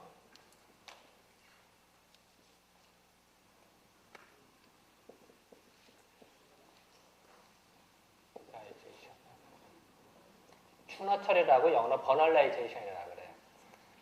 이건 전 세계적으로는 1910년대 모스크바의 루센코 박사에서 이제 발견이 됐어요. 그래서 저도 시골에서 학교를 다녔어요. 그래서 중학교도 농업을 배우고 고등학교도 농업을 배우고 대학교도 농대를 다녔어요. 그런 바람에 시험을 볼 때 맨날 저게 나와요. 맨날 외우고 그랬는데 저도 그런 줄 알았는데 우리나라의 이 경상북도 지역에서 여기다 경상북도죠, 그죠? 경상북도 지역에서 1600년대, 자, 1910년대에 전 세계에서 최초로 모스크바에서 이게 발견됐다고 해서 많이 했어요. 근데 우리나라는 이거보다 무려 300년이나 앞서서 1600년대에 경상북도지에서 나온 농가원래라는 책이 있어요. 거길 봤더니 보리를 심는데 어쩔 수 없이 봄에 심어야 된다. 가을에 심어야 돼, 보리를. 그러면은 보리를 얼려서 심는다. 그래서 얼보리라고 그래요. 그래서 그걸 옛날 움집이라고 해요. 움집. 옛날 그 시골에 가면 움집. 하여튼 보리에다가 물을 넣어서 얼렸다가 심으면은 열매가 맺다라는 게 나와요. 저는 그걸 보고 깜짝 놀랐어요. 저는 중고등학교를 다니면서 서양이 최초인 줄 알았어요. 그렇게 교과서에 써 있어요. 그런데 우리나라의 서양보다 300년이 앞서서, 무려 300년이 앞서 우리나라에 순화철을 우리는 하고 있다는 거예요. 경상북도 지역에서. 그래서 저는 저거 말을 하기 위해서 이제 논문도 쓰고 발표도 하고 해서 이제 지금 이제 바뀌어져요, 저희가. 우리가 말로만 문화민족을 하면 뭐예요? 우리 민족이 뭔가 잘났다. 증거를 보여야 될 거예요, 그죠? 저는 저런 증거를 발견하는 사람이에요. 이런 박수 한번 주시다. 이게 우리나라 잘났다고 얘기하는 건데. 더군다나 또 이 경상북도 지역에서 나온 책에서 그랬다면 얼마나 더 기분이 좋아요. 그죠? 그래서 저는 왜 자꾸 이런 말씀을 드리느냐. 우리 전통이 결코 약하지 않다. 우리가 정말 뛰어난 민족이다. 저런 발견을 서양보다 300년 앞서서 하고, 다만 그것이 불행하게도 현재 우리가 전통이 이어지질 못하고 있어요.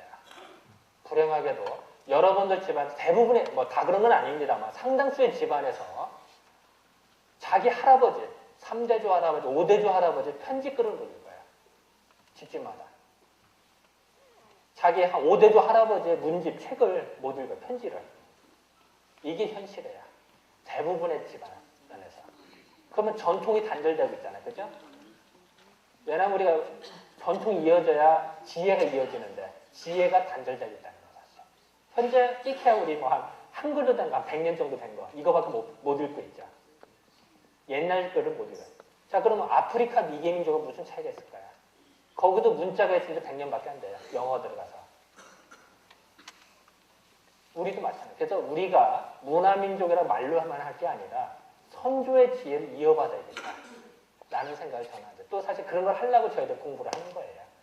그래서 어쨌든 한데 그래서 이제 이런 보리는 이제 이런 의미가 있는데 자, 그럼 보리는 차가울까요? 뜨거울까요? 보리가? 시원하죠. 그죠? 차갑죠. 그래서 우리가 아이가 열이 날 때 열이 난다. 이러면서 뭘 줘요? 보리차 주죠. 그죠?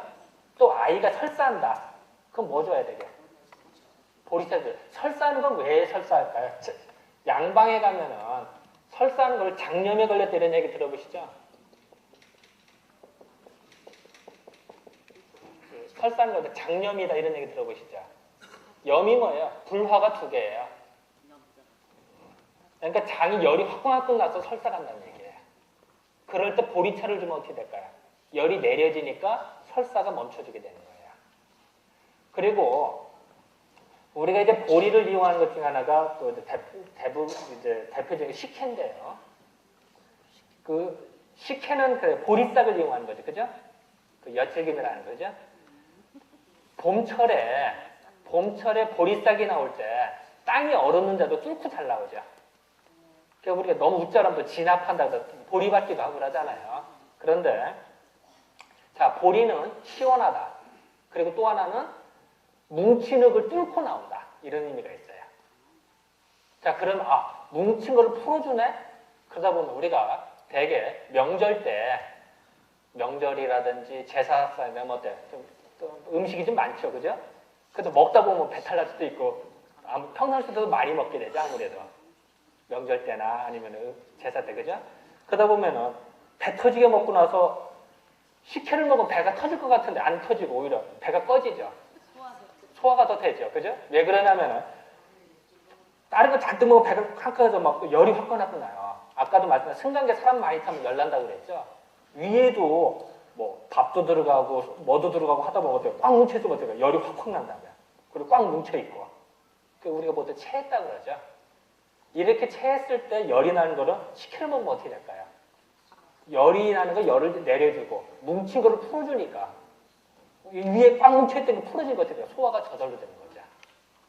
그래서 우리가 명절 때 식혜를 먹는 이유 중에 그 중에 하나예요. 자, 왜 식혜를 먹을까요?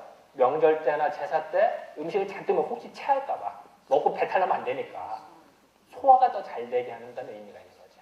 그래서 우리가 이제 여러분들께서도 이제 되게 뭐 며느리를 본다든지 뭐 이랬을 때 되게 이제 며느리 처음에 오면 손님이 귀한 손님 왔다든지 며느리 처음 인사하면 어때요? 며느리 얼마나 긴장이 되겠어요, 그죠? 뭐 시수 뭐 누구 어른 다 인사하다 보면 얼마나 긴장할 때는 떡 하나 닮은 모두 채예요. 누구나 다 긴장할 때는. 자, 그러면은 옛날 우리 그 전통 집안에 어떻게 하냐면 손님이 오다 아주 귀한 손님이나 며느리 처음 인사하게 그러면은 식혜부터 줘요. 식혜부터 먼저 한 잔 준다고. 왜 그럴 거예요? 긴장하지 말고 속 좀 풀어라. 아, 우리 집 손님 와서 집에 와서 뭘 먹고 체해서 나가도 좋겠어요. 그러니까 식혜부터 먹으면 속이 좀 풀려지니까 뭘 먹어도 안 체해요. 그러니까 옛날부터 우리 전통 중에 하나가 귀한 손님이 왔을 때 식혜를 만들어서 먼저 한 잔 먼저 주고 그런 다음에 다른 음식을 주는 게 전통이에요. 그러니까 여러분들께서도 이제 뭐 며느리 맞이하신 분도 계실 거고 앞으로 예정인 분들 계실 텐데 그럴 때 오면은 식혜부터 먼저 좀 내놔라. 또 귀한 손님이 왔다 이러면 그러면 그것이 헛되지 않은 거다. 이런 것도 우리 전통이다 이렇게 생각하시면 될 거예요. 그리고 이제 그러다 보니까 이제 또 우리가 이제 또 실질적으로 보면요. 열이 많은 소양인들이나 이런 사람들이 이제 소화가 안 된다든지 뭐 위장질이 약한 이러면 식혜를 우리 한번 만들자마자 끓이잖아요. 그죠? 그 따뜻한 식혜 있죠? 그걸 줘요. 차갑게 안 주고. 그러면 속이 많이 풀려요. 이제 그런 경우도 많이 봐요, 저희들이. 그래서 뭐 제가 뭐 이런 얘기 저를 하게 되는데 어쨌든 지금 이제 식혜 말씀을 좀 드렸고요. 이제 또 우리나라의 또 특징 중에 하나가 우리나라에는 이제 여러분들 내가 지금도 경상북도 지역의 시골에 혹시 길거리 야생콩들 자라는 거 보세요. 길거리 가다 보면 산골에 가다 콩 야생콩들 가끔 보실 거예요. 그래서 콩이 우리나라가 원산지는 아시죠? 전 세계를 다 들어서 우리나라가 원산지예요, 콩이. 예? 예, 맞아요. 그래서 우리나라가 콩이 원산지다 보니까 지금도 산골에 가면 곳곳에 야생콩도 있고 곳곳에 그래서 우리나라에는 옛날부터 콩이 원산지다 콩이 많았고요. 삼면이 바다예요. 삼면이 바다다 보니까 우리나라에서는 아무리 내륙 지역이라 하더라도 3일만 걸어가면 다 바다를 볼 수가 있어요. 3일만 걸어가면은. 그러니까 소금이 전달이 돼요. 자, 콩과 소금이 만나면 뭐가 될까요? 된장이 되는 거예요. 그러니까 우리나라 옛날부터 된장 문화가 발달할 수밖에 없는 거예요. 왜냐하면 콩이 원산지고 바다가 가까우니까. 그래서 우리는 염장 문화가 발달이 되는데요. 이 콩이라고 하는 놈이 참 재밌어요. 우리는 볼 때 이 콩은 욕심쟁이라는 생각이에요. 욕심쟁이. 콩은 많이 먹고 많이 발산해요. 쉽게 말하면 흡비력, 양분을 잘 빨아들이고 잘 발산을 시켜요. 그래서 오죽심하면 콩에는 뿌리옥박테라는 게 있어서 공중에 있는 질소마저도 뿌리옥박테를 통해 질소를 질소비를 만들어서 먹어요. 그런 능력이 있는데 여러분들 콩자루에 손 넣으면 어때요? 시원해요? 따뜻해요? 시원하죠? 예? 예, 맞아요. 그러니까 근데 우리 쌀자루나 다른 자루에 손 넣으면 어때요? 예? 뭐라고요? 맞아요. 예. 동상 열이 화끈거렸을 때 콩자루에 발라서 이렇게 동상 치료하는 것도 있고 어쨌든 콩자루는 시원해요. 콩자루에 손을 넣어요. 다시 말씀드리면 모든 곡물들은 자루에다 넣으면 열이 화끈하게 나요. 옥수수라든지 쌀이라든지 다른 거 넣으면 자루에 손 넣으면 열이 화끈하게 나는데 콩자루는 시원하다. 콩은 시원하다. 그리고 이 세상에 또 재밌는 거예요. 어떤 곡물에 잔뜩 쌓아놓고 물을 주면 썩어요. 햇빛 안 들고 쌓아도 썩는데 유일하게 자라는 게 뭘까요? 콩이에요. 콩은 이만큼 쌓아놓고 물 붓도 어때요? 잘 자라죠. 그래서 썩지 않아요. 그죠, 콩은. 왜냐면 시원하니까. 시원하고 콩이 이만큼 하고도 뚫고 나오죠. 그죠? 그러니까 뭉친 거를 풀어낸다 이런 느낌이에요. 자, 다시 정리하면요. 콩은 많이 먹고 많이 발산하고 또한 시원하다. 콩은.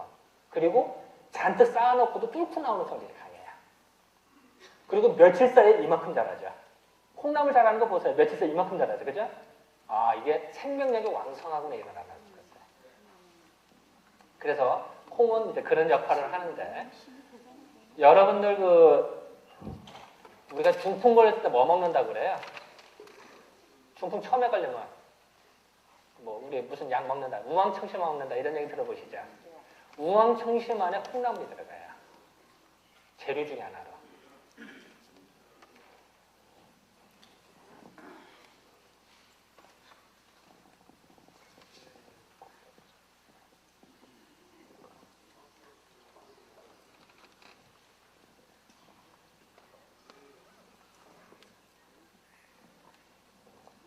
그래서 그 우황청심 안에 콩나물이 들어가는데요.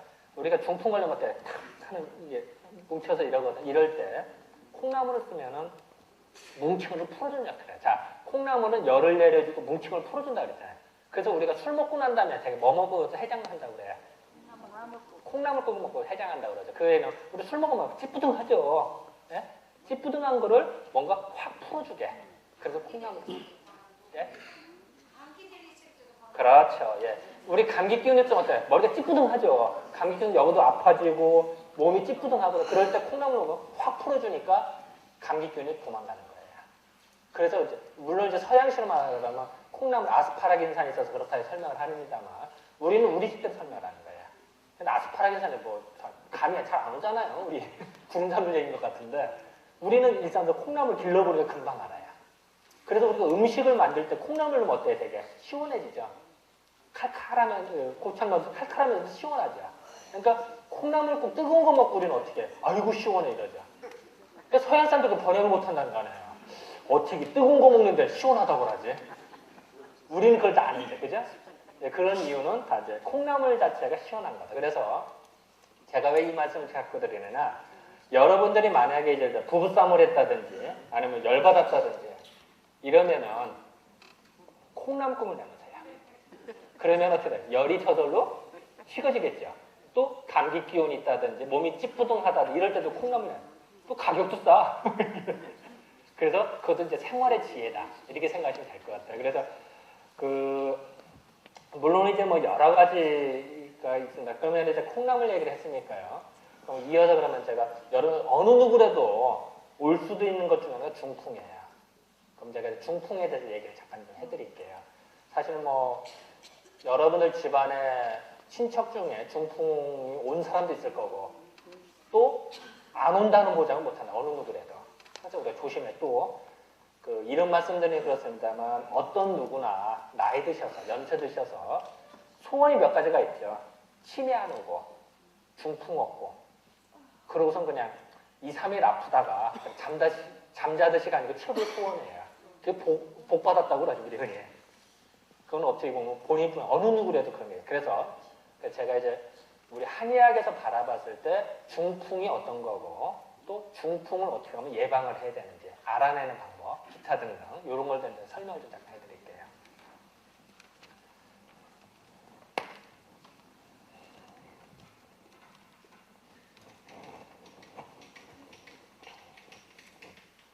이 중풍이라고 하는 건 말 그대로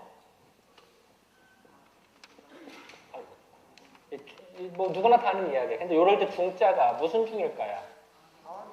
가운데 중입니다. 일단은 얻어 터졌다, 맞았다 라는 중에 맞을 중자예요. 그래서 풍에 맞았다 이런 뜻이 되는 거예요. 그러니까 중풍 바람 가운데 이런 게 아니라 바람 속에 이런 게 아니라 바람에 얻어 맞았다, 바람에 얻어 터졌다 이런 뜻이 되는 거예요. 맞을 중자로 해석을 해요. 그런데 이 풍이라고 하는 거는 크게 외풍이 있고 내풍이 있어요. 쉽게 말하면 풍에는 두 가지가 있어요. 자, 바깥에서 오는 게 있고 안에서 오는 게 있어요. 외풍은 쉽게 말해서 여러분들 감기 기운이 있을 때 문만 잘못 열어도 찬바람이 확 들어오죠. 누구나 다 느꼈을 거예요. 내 몸이 약했을 때는 아니면 이제 겨울 같은데 창문 틈에서 바람 들어온다, 황소바람 들어온다 이러면 금방 느끼죠. 그걸 외풍이에요. 쉽게 말해서. 사람도 감기 기운 오면 어때요? 외풍이 딱 들면 여기 뻣뻣해지죠. 감기 뒷덜미 뻣뻣해 다 느끼시잖아요. 그죠? 그걸 외풍이에요. 외풍. 그러니까 쉽게 말하면 감기 기운 들어온다. 이거 외풍이다 이렇게 생각하시면 돼요. 그런데 바깥에서 적군이 오는 건 공격하기도 쉽고 방어하기가 쉬워요. 그런데 게릴라는 어떨까요? 내부의 적은 제일 힘들어요. 바깥에 있는 적은 막기가 쉬워요. 그런데 내부의 적은 힘든다. 세상의 이치거든요. 사람은 마찬가지예요. 안에서도 바람이 분대요. 그럼 뭐 바람이 선풍기도 안 틀었는데 왜 바람이 부느냐? 이 사람이 뭐 밥을 먹는다든지 음식을 먹으면 쭉 들어가서 위장에서 소화하다가 간으로 에너지가 다 집결이 된대요. 간이라고 하는 공장이 있대요, 여기에. 그래서 간이라고 하는 공장에서 에너지를 흡수해서 처리하고 하는 게 능력인데, 이 고량진이 너무 기름진 게 많이 들어오면 간이 어떻게 될까요? 과부하가 걸려요, 여기가. 그러면 공장도 기계도 그렇고 뭐든지 많이 돌리면 어때요? 열받죠? 그죠? 과부하가 걸리면 어때요? 열받는단 말이에요. 즉 간도 많이 흡수, 가동을 많이 하다 보면 간이 열받아요. 간이라는 공장에. 그럼 그 열받으면 열이 올라와요. 그러면 열이 나면 열이 솟구치면서 바람이 분대요. 그래서 그걸 내풍이라고 해요. 자, 다시 말씀드리면요. 이 중풍이라는 뜻은 바람에 맞았다는 건데, 그 바람은 뭐냐? 바깥의 바람이 아니고 안에서 바람이 부는데, 간이라는 공장이 열받아서 그 열이 수군거려서 열받친다 이런 뜻이에요. 그런데 증상은 비슷해요. 자, 다시 말씀드리면요. 우리가 감기 기운이 있으면 뒷덜미 뻣뻣해진다고 그랬죠? 감기도 안 걸렸는데도 안에서 바람이 불으니까 뻣뻣해져요. 그래서 그 중풍 기운이 있을 때는 특징이, 자, 다시 말씀드려요. 뒷덜미가 뻣뻣해져요. 올라가기 전에 뻣뻣해지고, 또 하나는 그 중풍이 올라고 하면요, 이 혀 있죠, 혀. 이 혀를 보면요, 백태가 낀다고 그래요. 아니면 백태가 심해져 황태, 그러니까 노란색이 낀다든지 흰색 어쩌나 설태가 끼거든요. 이 혀를 보면은 약간 그 색이 지. 그래서 몸이 안 좋아지면은 설태가 점점 더 심해지고, 몸이 좋아지면 없어지는데 설태가 껴요. 그러면은 설태가 끼면은 냄새가 나요. 말을 할 때 입냄새가 나는데, 입냄새가 양치를 안 한 냄새가 아니라 꼭 마치 보면 그 시체 썩는 냄새 같은, 그래서 시취라고 하는데요. 그런 냄새 비슷한 게 났어요. 그러니까 우리는 이제 그걸 중풍 냄새라고 해요. 그걸 어떻게 느끼냐면요. 여러분도 혹시 기회가 되면 중풍 환자만 있는 방 있죠. 병원이나 아니면 중풍 환자만 있는 방에서는 특유의 냄새가 나요. 그걸 중풍 냄새인데, 그 냄새가 꼭 뭐랑 비슷하냐면요. 그 나이 드신 분들이 이제 노화로 인해서, 그러니까 뭐 연세가 많이 드셔서 이제 돌아가시게 돼, 자연사를 하게 될 때, 그럴 때 나는 냄새가 비슷해요. 또 사람이 죽었다. 사람이 사망을 하면 이제 시체가 썩기 시작해, 세포가 죽기 시작하거든요. 그러면은 식취라서 그 냄새가 나요. 근데 대부분은 이제 향수를 뿌려놔요. 되게 이제 그 장례식할 때. 그러니까 냄새가 그 상쇄시켜놔서 잘 모르는데, 자연 상태로는 나는 특유의 냄새가 있어요. 그 냄새인데, 또 나이 드신 분들이 살아계시는데도 그 냄새가 나는 수가 있어요. 나이가 90 뭐 이렇게 되신 분들이. 그러면은 대개가 한두 달 이내. 왜냐면 그게 세포가 썩는 거거든요. 그러니까 되게 그런 마음의 준비를 하시는 게 좀 좋아요. 물론 경우마다는 틀려요. 경우마다는 틀립니다만, 목욕도 하시고 양치를 다 하셨는데도 몸에서 식취가 난다. 그럼 그 일단은 정리를 좀 하는 게, 마음의 정리를 하는 게 좀 좋다라고 하는 게 정설이에요. 그래서 근데 그런 식취 비슷한 냄새가 사람한테도 나요. 그러니까 똑같은 건 아닙니다만 비슷하다 생각하시면 돼요. 그러니까 말을 하면서 그 냄새가 나요. 본인은 몰라요. 옆에 사람이 알아요. 그 양치랑은 상관없어요. 양치랑. 그런데 그런 냄새가 나면 중풍이 올 가능성이 높다. 이렇게 생각하시면 돼요. 그리고 우리가 이 손이나 이렇게 다리에 장갑을 안 꼈는데도 꼭 마치 장갑 낀 것 같이 느낌이 이상한 게 있어요. 그러면 중풍을 확인. 그리고 또 하나는 꼭 이런데 벌레도 안 겨다니는데 벌레가 겨다녔네. 이렇게 느끼는 사람이 있어요. 그러면 아하, 중풍 올 확률이 높구나. 이걸 아셔야 돼요. 그리고 또 하나는 이렇게 밥을 먹든지 아니면 먹으면 하다가 이런 식으로 갑자기 떨어뜨려요. 순간 마비가 돼서. 그러면 아하, 중풍 올 확률이 높구나 라고 하셔도 돼요. 자, 다시 정리해 드릴게요. 여러분들 주변에서 여러분 당사자일 수도 있고 여러분들 배우자일 수도 있고 친척일 수도 있어요. 있는데 혀를 봤더니 설태가 끼고 냄새가 나고 냄새가 중풍 냄새가 나고 뒷꼬리가 좀 뻣뻣하고 또 눈이 계속 충혈된다든지 또 이런 감각이 이상하다든지 또 이런 걸 떨어뜨린다든지 그리고 기억력이 깜빡 말을 하면서 깜빡하는 사람이 있어요. 간혹가다. 그런 사람들이 이런 것이 빨간불이 많이 켜졌다. 불이 이게 다 켜졌다면 예를 들어서 10개 중에 8개, 9개 켜지면 중풍이 가까운 거고 사람이 피곤해도 한두 개는 켜질 수 있겠죠. 그거는 한두 개는 뭐 봐줄 수 있는데 이것이 3개, 4개, 5개 이렇게 많아질수록 중풍 올 확률이 높다. 이렇게 생각하시면 돼요. 사람이 피곤해도 뒷골로 뻣뻣해질 수도 있죠. 잠깐은. 근데 어쨌든 이런 현상이 다 많아지면 문제가 생긴다. 그래서 이제 그것만 아셔도 이제 특별히 그러니까 여러분들이 이제 세수를 할 때 혀를 항상 보세요. 혀는 볼 수 있잖아요. 되게 세면대 앞에 거울이 있으니까 혀를 봤을 때 혀가 깨끗하냐 아니냐 요것만 확인하셔도 예측하기 가능해요. 중풍이 갑자기 오는 게 아니에요. 대개는 조짐이 있을 때. 그래서 특히 중풍 오기 바로 직전에는 어떤 증상이 오냐면요. 길을 이렇게 내가 걸어간다. 걸어가는데 땅이 마치 출렁거린 것 같아요. 배를 타면 어때요? 배 타면 배가 출렁거리죠, 그죠? 그런 느낌이 와요. 그런 느낌이 오면은 중풍이 금방 올 확률이 무지하게 높아요. 그때는 하던 일 다 중단하시고 쉬어야 돼요. 다시 말할게요. 여러분들께서 길을 걸어가는데 땅이 출렁출렁거린다. 뒷골이 뻣뻣해지면서 뭐 그러면은 일단은 중풍 올 확률이 높다. 물론 뭐 출렁거린다 그래서 다 중풍 이건 아니죠. 뭐 다른 것도 있습니다만 일단은 확률이 높기 때문에 조심해야 된다. 그리고 제일 중요한 거는 사람이 고량짐이 먹는 거잖아. 열받지 말아야 돼요. 우리 보통 말할 때. 우리 보통 예를 들어서 약속 시간이 늦었다. 그럼 어때요? 뭐 차 타고 나 시계 잡고 보면서 한번 열받죠? 조바시에 나올 때 뭐 괜히 열이 화끈거리고 올라오죠. 그죠? 내가 열이 받든 안 받든 차는 똑같이 가는데. 기차는 똑같이 가는데. 그죠? 그래서 누가 바가지 벅벅 긁는다든지 누가 뭐 자꾸 뭐 약 올리는 열받게 한다. 그럼 열이 확 솟구 치면은 이게 올 확률이 높기 때문에 그래서 조심해. 그러니까 다시 말씀드리면 중풍에서는 아까 증상은 말씀을 드렸고 그런 증상의 원인 중에 하나 고량지미를 먹고 그냥 계속 한다. 이거 조심해. 그러니까 가능하면 너무 기름진 건 삼가시는 게 좋았고 그리고 열받지 않아야 된다. 이게 제일 커요. 그런데 이런 걸 조심하고도 중풍이 오는 수가 있어요. 그러면 대처 방법이 문제가 돼요. 이러면은 우리는 대개 사람이 쓰러지잖아요. 그러면 야 정신 차려. 볼 때도 딱딱 때려요. 그죠? 절대 그러면 안 돼요. 다시 말씀드릴게요. 사람이 쿵 쓰러졌다.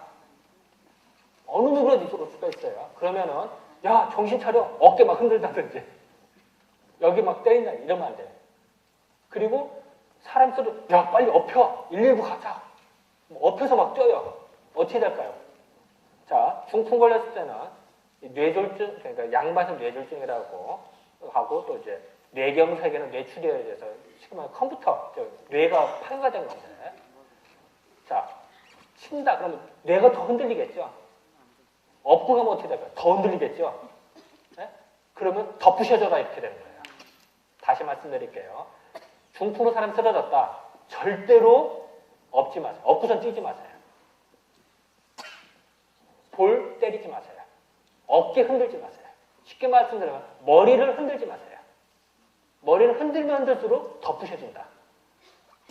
그럼 너 빨리 죽어라. 이런 얘기밖에 안 돼요.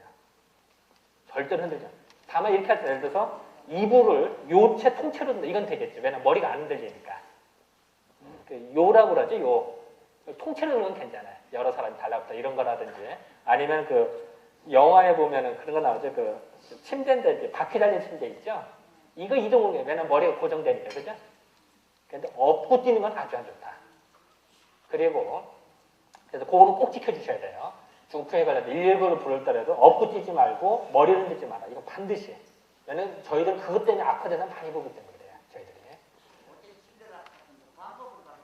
예.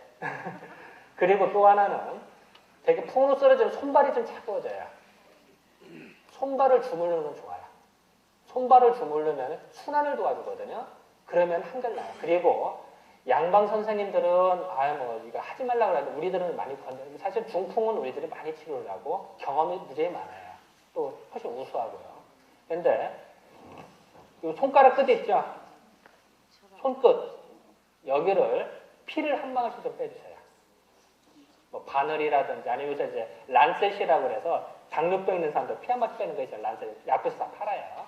딱 찔러봤자 뭐 한 방울밖에 안 나오니까 많이 뺄 필요 없어요. 한 번씩만 빼면 돼요.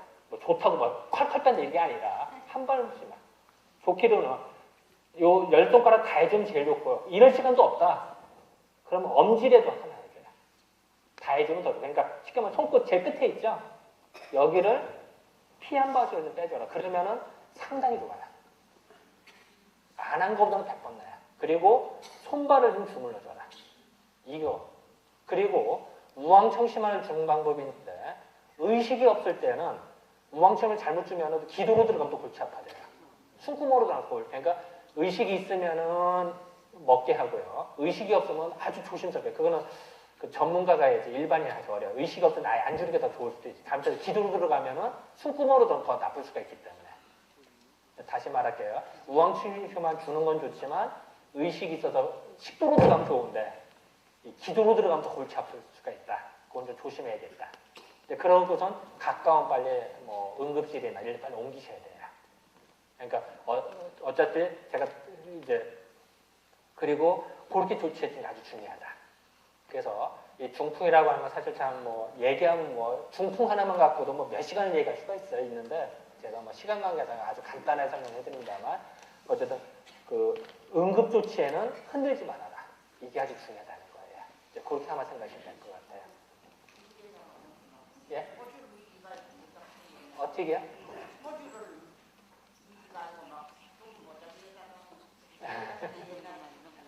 근데 이제 여러 가지 설이 있습니다만 이제 저는 이제 공인이기 때문에 검증되고 정확한 것만 얘기를 해야 되거든요. 네, 그건 좀 이해를 좀 해주세요. 그건 위험해요. 그건 함부로 하는 게 아니에요. 제가 지금까지 뭐 여러 가지 뭐 두서없이나 생각나서 말씀드렸습니다. 여러분들 궁금한 거나 뭐든지 좋아요. 말씀을 해주시면 저 예? 예를 들어서 뇌출혈이 무지하게 심했다 이러면 양방병 가서 수술을 받아야 되고요. 그 정도가 아니다면 한방병 가는 게 좋아요. 그러니까 경우마다 틀리죠. 그러니까 뭐가 다 좋다 이게 아니라요. 경우마다 틀려요. 그리고 먼데 가는 것보다는 가까운 데 가는 게 제일 좋아요. 가까운 데 양방병에서 거기서 가야 되고 한방병에서 거기 가는 게 좋아요. 또 좋은 데 간다 멀리 헤맨다. 그럼 어떻게 될까요? 가는데 시간 동안 더 힘들겠죠. 그건 더 나빠요. 우리는 흔히 사람이 쓰러졌다 이러면 좋은 데 가고 싶은 게 인지상정해요. 어느 누구라도. 그런데 멀리까지 이동한다. 아무리 조심해서 가도 차로 가다 보면 흔들리겠죠. 그리고 시간이 좀 더 나빠지니까. 어떻게 보면 제일 가까운 데로 가는 게 더 좋다는 생각이 들어요. 그렇게 생각하시면 될 것 같아요. 물론 이제 응급조치 한 다음에는 그 다음 장기 치료할 때는 우리는 이제 한의 치료를 받으라고 그러죠. 저는 또 신분이 한의사기 때문에 당연히 그 권장을 하는데 뭐 사람도 같이 가는 게 다 차이가 있으니까.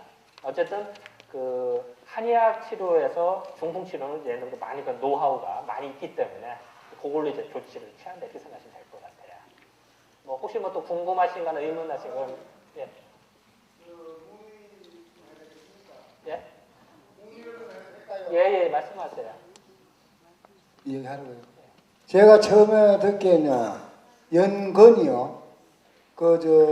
심장 코피 정력에 사용한다는 말씀을 하셨는데 그 복용 방법은 어떤 방법에서 어떻게 복용하는 걸 말씀 안 하시기 때문에 질문을 드리겠습니다. 예. 그거 좀 상세하게 구체적으로 예. 얘기해 주시면 좋겠습니다. 예. 아이고 미안합니다. 내가 하도 많은 얘기를 하려고 하다 보니까 건너뛰었나 보군요.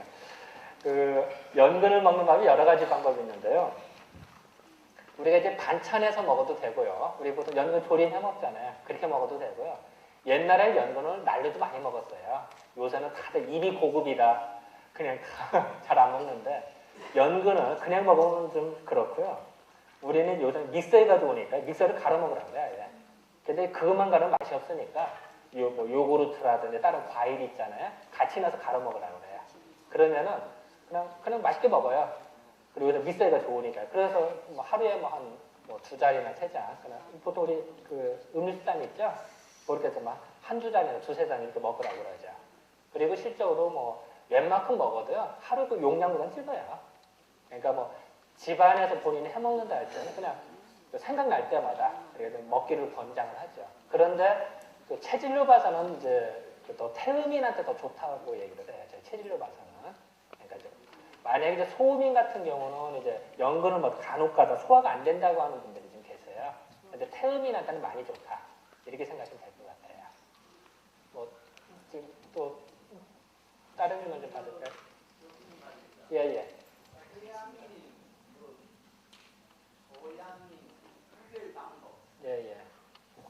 이게 좀 간편하게 지금 짧은 시간이 되겠습니까? 그러니까 그 우리가 통상으로 봤을 때 예. 태양인 뭐 소음인 이 가는 어떤 구별 방법 예. 그거 좀 간단히 좀 말씀해. 예, 그래. 이게 사실 참 이게 제가 대학교에서 내내 강의하는 게 체질 판단하는 걸 가르쳐요, 사실은. 한 학기 내내 할 분량인데 이게 이제 짧은 시간에 설명해야 되니까. 근데 이제 오늘 이해를 좀 하시고 몇 가지 잠깐 그러면 우리가 체질 판단하는 방법이 여러 가지 방법이 있어요. 예를 들어서 저 같은 경우요. 저는 일주일에 3일만 진료해요. 3일만. 저는 이제 재주가 없어서 매일 하면 진료하고 나면 책을 못 봐요. 힘들어서. 그러다 보니까 매일 진료하면 책을 못 보겠더라고요. 그래서 저는 안 되겠어. 저는 몸이 약하다 보니까 3일만 진료하자. 3일 진료하고 또 30분에 한 명만 예약을 잡아요. 저는. 30분에 한 명씩밖에 안 봐요. 그러니까 충분하게 사람을 판단하고 해서 진찰을 하고 거기에 체질을 판단하는 얘기거든요. 물론 뭐 능력이 있는 분들 5분 안에도 하겠습니다. 저는 능력이 부족해서 30분에 한 명씩밖에 못 보는데요. 그 정도로 신중하게 할 수밖에 없어요. 저희들은. 그러니까 체질 판단하는 방법은 여러 가지 방법이 있고 종합적으로 봐야 된다라는 걸 전제를 깔고요. 제가 지금 설명해 드리는 거는 우리가 겉으로 봤을 때, 외견으로 봤을 때 아는 방법을 설명해 드리려고 해요. 이게 여러 가지 방법 중에 극히 일부다. 그 중에서 또 맛보기다. 이 정도로 먼저 전제를 깔고 말씀을 좀 드릴게요. 우리가 이제 사람을 봤을 때 이제 어떤 사람을 보면요. 외형으로 봤을 때 이렇게 생긴 사람들이 있어요. 즉 어깨가 딱 벌어지는 분들이 있어요. 이런 분들 우리는 소양인이다 이런 얘기를 해요. 소양인의 확률이 높다 이런 얘기 하는데요. 어깨가 벌어지니까 어떤 하면 특징이요. 어깨에 힘이 들어가면 자기도 모르게 이런 활기질 잘해요. 그리고 뭐 설명하다 손짓발질을 잘해요. 여기라고 하면 여기 이런 식으로. 왜냐면 여기 힘이 들어가 있으니까요.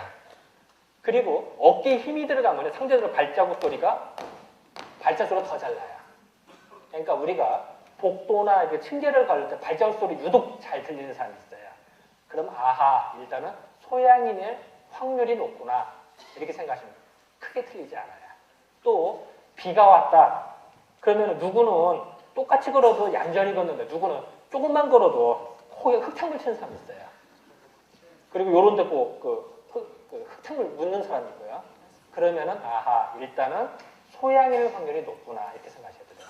또 이 걷다 보면 좀 경망스럽게 걷다 보니까 좋게 말하면 경쾌하게 걷고 나쁘게 말하면 가볍게 걷는 거예요. 경망스럽게. 그러다 보면 어떻게 될까요? 구두 앞코가 볼불에 잘 부딪혀서 많이 해지 있는 사람이 많아요. 그런 사람 일단은 소양일 확률이 높다 이렇게 생각하시면 되고요. 소양이는 대개 이제 우리가 용두삼위격으로 처음에 일은 참 거창하게 하다가 나중에는 흐지부지 하는 사람들이 많아요. 적당히. 그래서 이제 용두삼위격이 많다 이런 얘기도 하고요. 또 우리가 많이 보면요. 이 팔뚝을 봤을 때도요. 얘가 두꺼워졌다 점점 가늘어지는데 이 경사도 갑자기 확 꺾어지는 사람들이 있어요. 물론 누구나 다 두꺼워졌다 가늘어지죠. 근데 두꺼워도 확 꺾어지는. 그래. 물론 이제 사람에 따라서 뭐 철근을 많이 들었다든지 엮기를 많이 이게 두꺼워지겠죠. 그런데 같은 조건이었을 때 같은 조건이었을 때 소양인이 이게 더 커졌다가 줄어든다. 마찬가지로 어깨도 마찬가지예요. 평행봉을 했다든지 철봉을 했다 이러면요. 누구나 하면 어깨가 벌어지겠죠. 근데 소양인은 3개월 만에 저렇게 되는데 소음인이나 다른 체질은 한 3년 안에 저렇게 되는 거죠. 같은 조건이었을 때 소양인이 어깨가 딱 벌어진다. 수영 선수들 같이. 이렇게 생각하시면 편하다. 이렇게. 그런 느낌이 좀 들고요. 또 우리가 이제 태음인을 본다. 그러면요. 어떤 느낌이 드냐면요. 제가 일부러 머리를 안 그렸어요. 머리라네. 목이 안 그렸어요. 말이 안 나왔네. 목은 있긴 있죠. 있는데 이게 태음이나 우리는 생각이 드는데요. 태음이는 목이요. 있지만 무지 두꺼워서 이 머리하고 몸통하고 붙어 있는 것 같아요. 느낌이. 그러다 보면 어떤 특징이 있냐면 여러분들 한번 목을 한번 빼고서는 한번 해보세요. 빼고서 해보세요. 목을 움츠리고 한번 해보세요. 목소리가 어때요? 목을 빼고 할 때는 목소리가 이렇게 올라가는데 움츠리고 하면 어때요? 목소리가 굵어지죠? 태음인들이 목이 짧다 보니까 목소리가 굵어요. 좋게 말하면은 사람 위험이 있고 점잖은 거고 나쁘게 말하면은 의문 떠는 것 같은 목소리. 어쨌든 이제 그런 느낌을 좀 받아요. 그러니까 그리고 또한 이제 목이 짧으니까 우리가 보통 홍길동 부르면 어때요? 왜 목을 돌리죠? 그죠? 그런데 목이 짧으면 어떻게 될까요? 이게 힘들으면 홍길동 부르면 어떻게 돼요? 이게 안 되니까 몸통을 돌려요. 이게 부르면은. 그리고 사람이라고 하는 거는 만지면은 들어가고 나가고 이런 맛이 있어야 만지는 맛이 나는데 이 태음이는 이 어깨 넓이나 가슴이나 허리나 히프나 거의 비슷해요. 그럼 마치 느낌, 통나무 만지 듯한 느낌, 일자형 같은 느낌, 그런 느낌을 좀 받아요. 그래서 이제 사람이 우리가 보면 옆으로 오면 이렇게 허리가 이게 들어가야 이게 싹 타야 옆으로 오면요. 근데 옆으로 누워도 일자예요. 이런 분들이 많아. 그러니까 상대적으로 허리가 두꺼운 거예요. 허리가 두꺼우니까 우리가 허리가 두꺼우면 상대적으로 뒷짐을 잘 져요. 이렇게 뒷짐을. 그래서 여러분들 간혹 이제 텔레비전 드라마나 이런 거 보면은 그 회장님, 사장님 나오면 되게 어떤 거 배도 좀 나오시고 다 이런 분들은 나오죠. 크게 틀리지 않아요. 실질적으로 우리가 통계를 내보면요, 다 그런 건 아닙니다만 회장님이나 사장님, 즉 CEO, 즉 경영진들 중 상당수가 태음인들이 많으세요. 물론 다른 체질도 있긴 있는데 비율이 상대적으로 더 많아요. 왜 그러느냐? 이 태음인들은 쉽게 말해서 이 가죽이 좀 두꺼워요. 쉽게 말해 가죽을 밖을 만지면 안 되고요. 안쪽을 만지면 되는데 가죽이 좀 두꺼운 편이에요. 가죽이 두껍다는 얘기는 뭘까요? 얼굴 가죽도 더 두껍겠죠?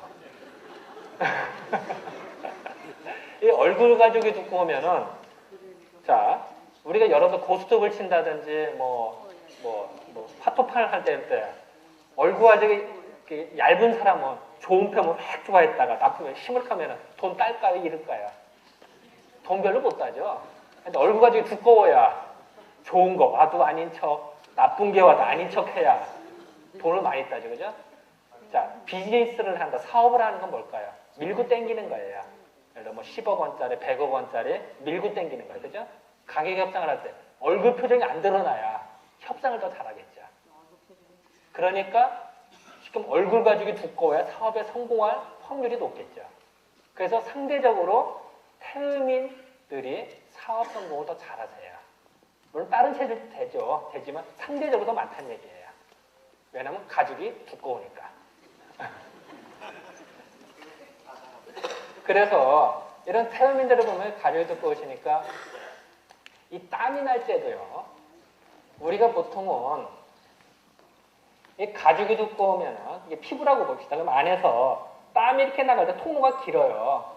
그러니까 잘 안 나. 안 나다가 나오면 와장창 나요.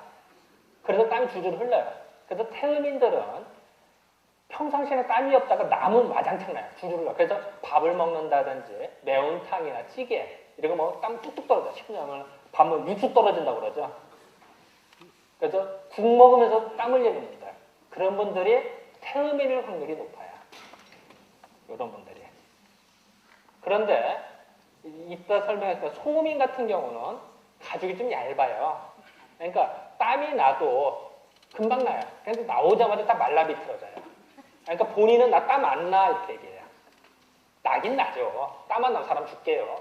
근데 나긴 나는데 조금 나오다가 나오자마자 말라비틀어지니까 나 땀 안 나. 태음인은 평상시 안 나도 나오고 와장창하니까 나 땀 줄줄 흘려. 이렇게 표현을 해요. 그래서 어쨌든 태음인은 그런 경향이 좀 있고요. 또 허리가 두꺼우니까 어떤 느낌이냐. 우리가 숙였다, 밑에 동전을 줍는다든지 앉았다 일어났다 허리 힘을 해요. 근데 허리가 두꺼우면 어떨까요? 귀찮아요. 그러니까 한번 앉으면 맹작맹작거리죠. 태음인들이.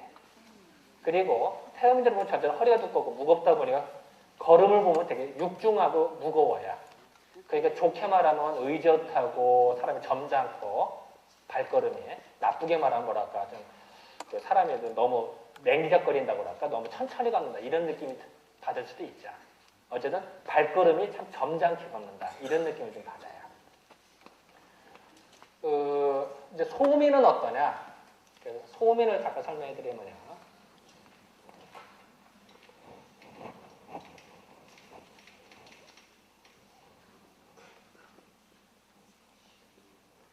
제가 일부러 이렇게 좀 그렸는데요.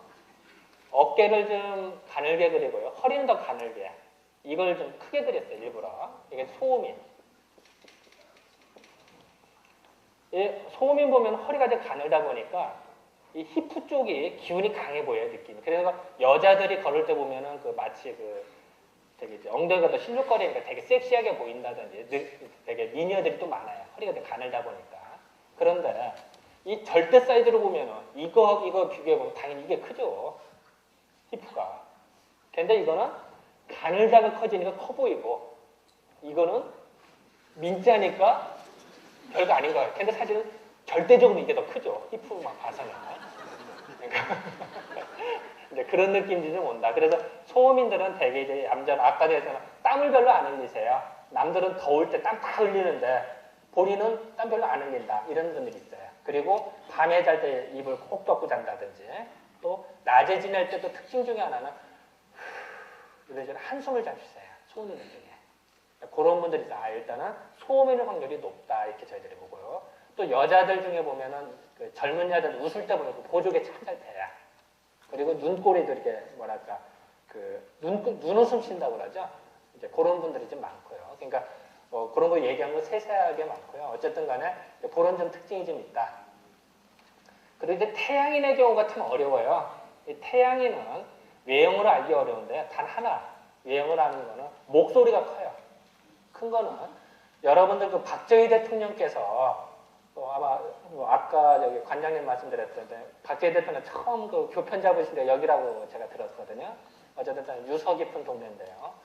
박정희 대통령께서 사실은 이제 경제 건설을 하셨기 때문에 이 나라가 이렇게 건설된 거예요. 그 은공을 우리는 잊으면 안 되거든요. 그런데 박정희 대통령께서 화가 났다든지 흥분할 때는 눈빛을 못 보셨대요. 다른 분들이. 그렇게 무서우셨대요. 물론 저도 직접 뵌 적은 없었는데 많은 학자들이 이야기를 할 때 박정희 대통령께서 태양인이시라고 얘기를 해요. 그래서 태양인의 특징은 화가 났다 이럴 때 눈빛이 그렇게 무서워요. 다른 사람은 우리 보면 살기가 돋는다 이런 얘기하죠. 그래서 다른 함부로 눈빛을 못 봤대요. 그래서 색안경, 선글라스를 끼셨대요. 박정희 대통령께서. 그런데 또 하나 특징은 화가 나면은 목이 쫙 나와요. 목소리가 카랑카랑. 그래서 박정희 대통령께서 연설하실 때 보면 청중을 휘어잡죠. 카랑카랑하시네. 그런 목소리가 특징이 돼요. 그리고 우리는 보통 화가 나면 음성이 높아지죠. 그런데 화도 안 났는데 자기 말을 하다 보면 자기도 모르게 음성이 높아져요. 태양인께서는. 그래서 이제 그런 어떤 이제 특징이 좀 있는데 태양인은 외견으로 봐서는 어렵다. 다른 방법으로 판단을 해야지. 이제 그런 좀 단점이 좀 있다. 이렇게 생각하시면 될 것 같아요. 제가 아주 간략하게 아주 극도로만 일부만 제가 좀 설명을 좀 해드렸어요. 일단은. 또 다른 질문? 또 궁금하신 거? 없어요.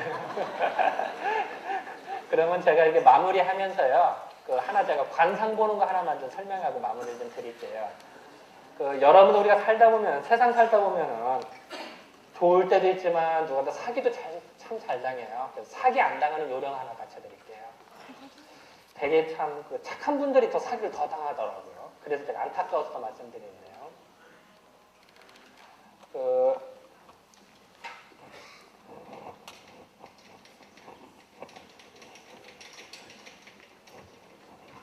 사람을 볼 때요.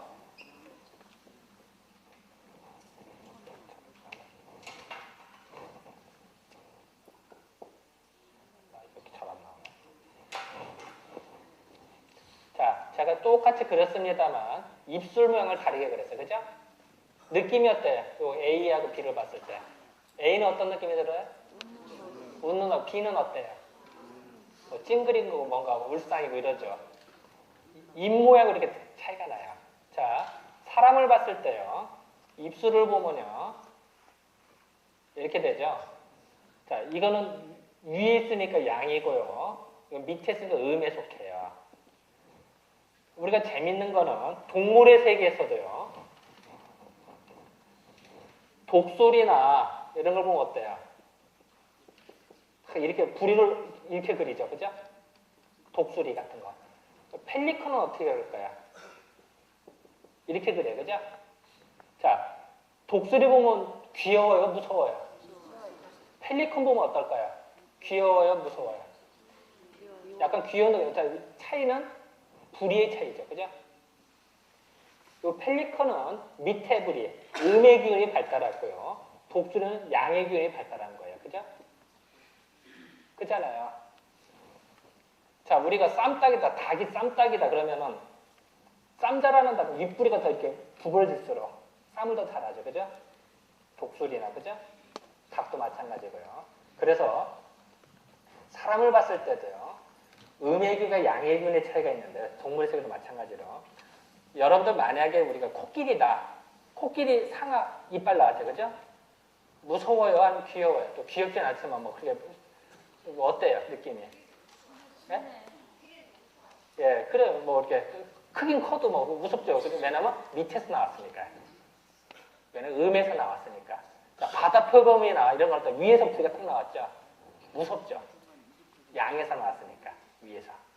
또 마찬가지로, 우리가 이제 드라큘라 영화라 이런 거 보면 어때요? 드라큘라 영화 같은 거 보면 어때요? 위에서 송곳니 딱 하면 무섭죠. 그죠? 그런데, 아기 드라큘라나 재밌는 드라큘라는 어때요? 밑에서 이빨을 이렇게 그리죠? 그러면 드라큘라가 귀엽죠? 음과 양의 차이예요. 자, 사람도 마찬가지예요. 사람도 양의 기운이 여기다 양의 이렇게 해서 동맥이라고 이렇게 해서 항문까지, 회음부까지 흐르고요. 인맥이라고 밑에서 이렇게 해서 회음에, 이게 인맥, 음의 경락, 자, 다시 말해. 음의 경락이 이렇게 흐르고요. 양의 이렇게 흘러요. 그러면은, 우리가 이게 할 때 예를 들어서 누가하고 계약을 한다든 인사를 한다 이럴 때 좋습니다. 말로는 할 수는 있어요. 그런데 내가 만약에 그래 나 좋다고 내가 너 나중에 배반할 거야. 내가 너 나중에 이길 거야. 이런 생각이 들면 사람도 자기도 모르게 양의 기운이 더 올라요. 즉 우리는 양은 어떨까요? 뭔가 부정적이고 삐딱고 내가 이기겠다 이런 느낌이 들고 음이다. 그럼 어떨까요? 뭔가 긍정적이고 부드럽고 뭐 이런 생각이 들죠. 그래서 사람이라고 하는 거는 내가 부정적인 생각이 들을 때 내가 너를 이해해야겠다. 내가 너를 나중에 배반해야겠다. 라는 생각이 들으면 양의 경락이 더 올라서 윗입술이 더 꿈틀거려요. 그 대표적인 예가 이거란 말이에요. 윗입술이 더 꿈틀거리면 윗입술이 더 이렇게 구부러지고 내가 정말 좋아서 웃는다든지 내가 정말 긍정적인 생각이 음의 경락을 하면 밑에 근육이 더 움직여요. 그 움직이다 보면 어떻게 될까요? 여기까지 올라가죠. 우리 정말 좋아서 웃을 때는 여기까지 웃다 보면 볼 때까지 아프잖아요. 그죠? 마지못해서 웃을 때는 웃을 때마다 이렇게 웃죠. 그거는 내가 좋은 생각했을 때와 나쁜 생각했을 때의 차이예요. 마찬가지로 우리가 복수를 맹세할 때 어때요? 아버지의 원수도 철철이 원수 복수를 맹세할 때 꼭 이런 식으로 아랫줄을 깨물잖아요. 복수를 매자. 이런 식으로 윗입술 깨무는 거 봤어요? 왜 아래 입술을 깨물을까? 아래 입술은 그래. 너 아버지 원수죠. 너도 사정이 있겠지. 봐주자. 그런 긍정적인 생각을 스스로 억눌러서 적개심이 일어날 때 아래 입술을 깨문다고요. 그러면 적개심이 드는 거예요. 왜냐하면 양의 균이 강해지고 음은 억눌러 버리니까. 그래서 복수를 맹세도 그렇게 하는 거예요. 그래서 세상 일주와 그런 식으로 사람이 말을 할 때에도 우리가 말을 할 때 한번 잘 보세요. 보면은 내가 부정사에서 양의 기운이 흐를 때는 윗입술이 더 꿈틀거려요. 그리고 정말 좋아서 예스, 정말 좋다 라고 할 때는 아래 입술이 더 꿈틀거리는 사람 많아요. 그래서 그건 한 일주일만 연습하셔도 아세요, 여러분들이. 이렇게 거울 보고 연습해도 알고요. 상대방 서로 봐도 알아요. 그러면은 최소한 뭐 계약을 한다든지 이럴 때 최소한 속지는 않겠죠. 그런데 그래서 이제 그러면은 어쨌든 이렇게 하면 이제 속지 나가면 좋은데, 그런데 정치구단 이것도 속이에요. 정치구단 이게 해당이 안 되고요. 우리 보통 서민들한테는 해당이 되고요.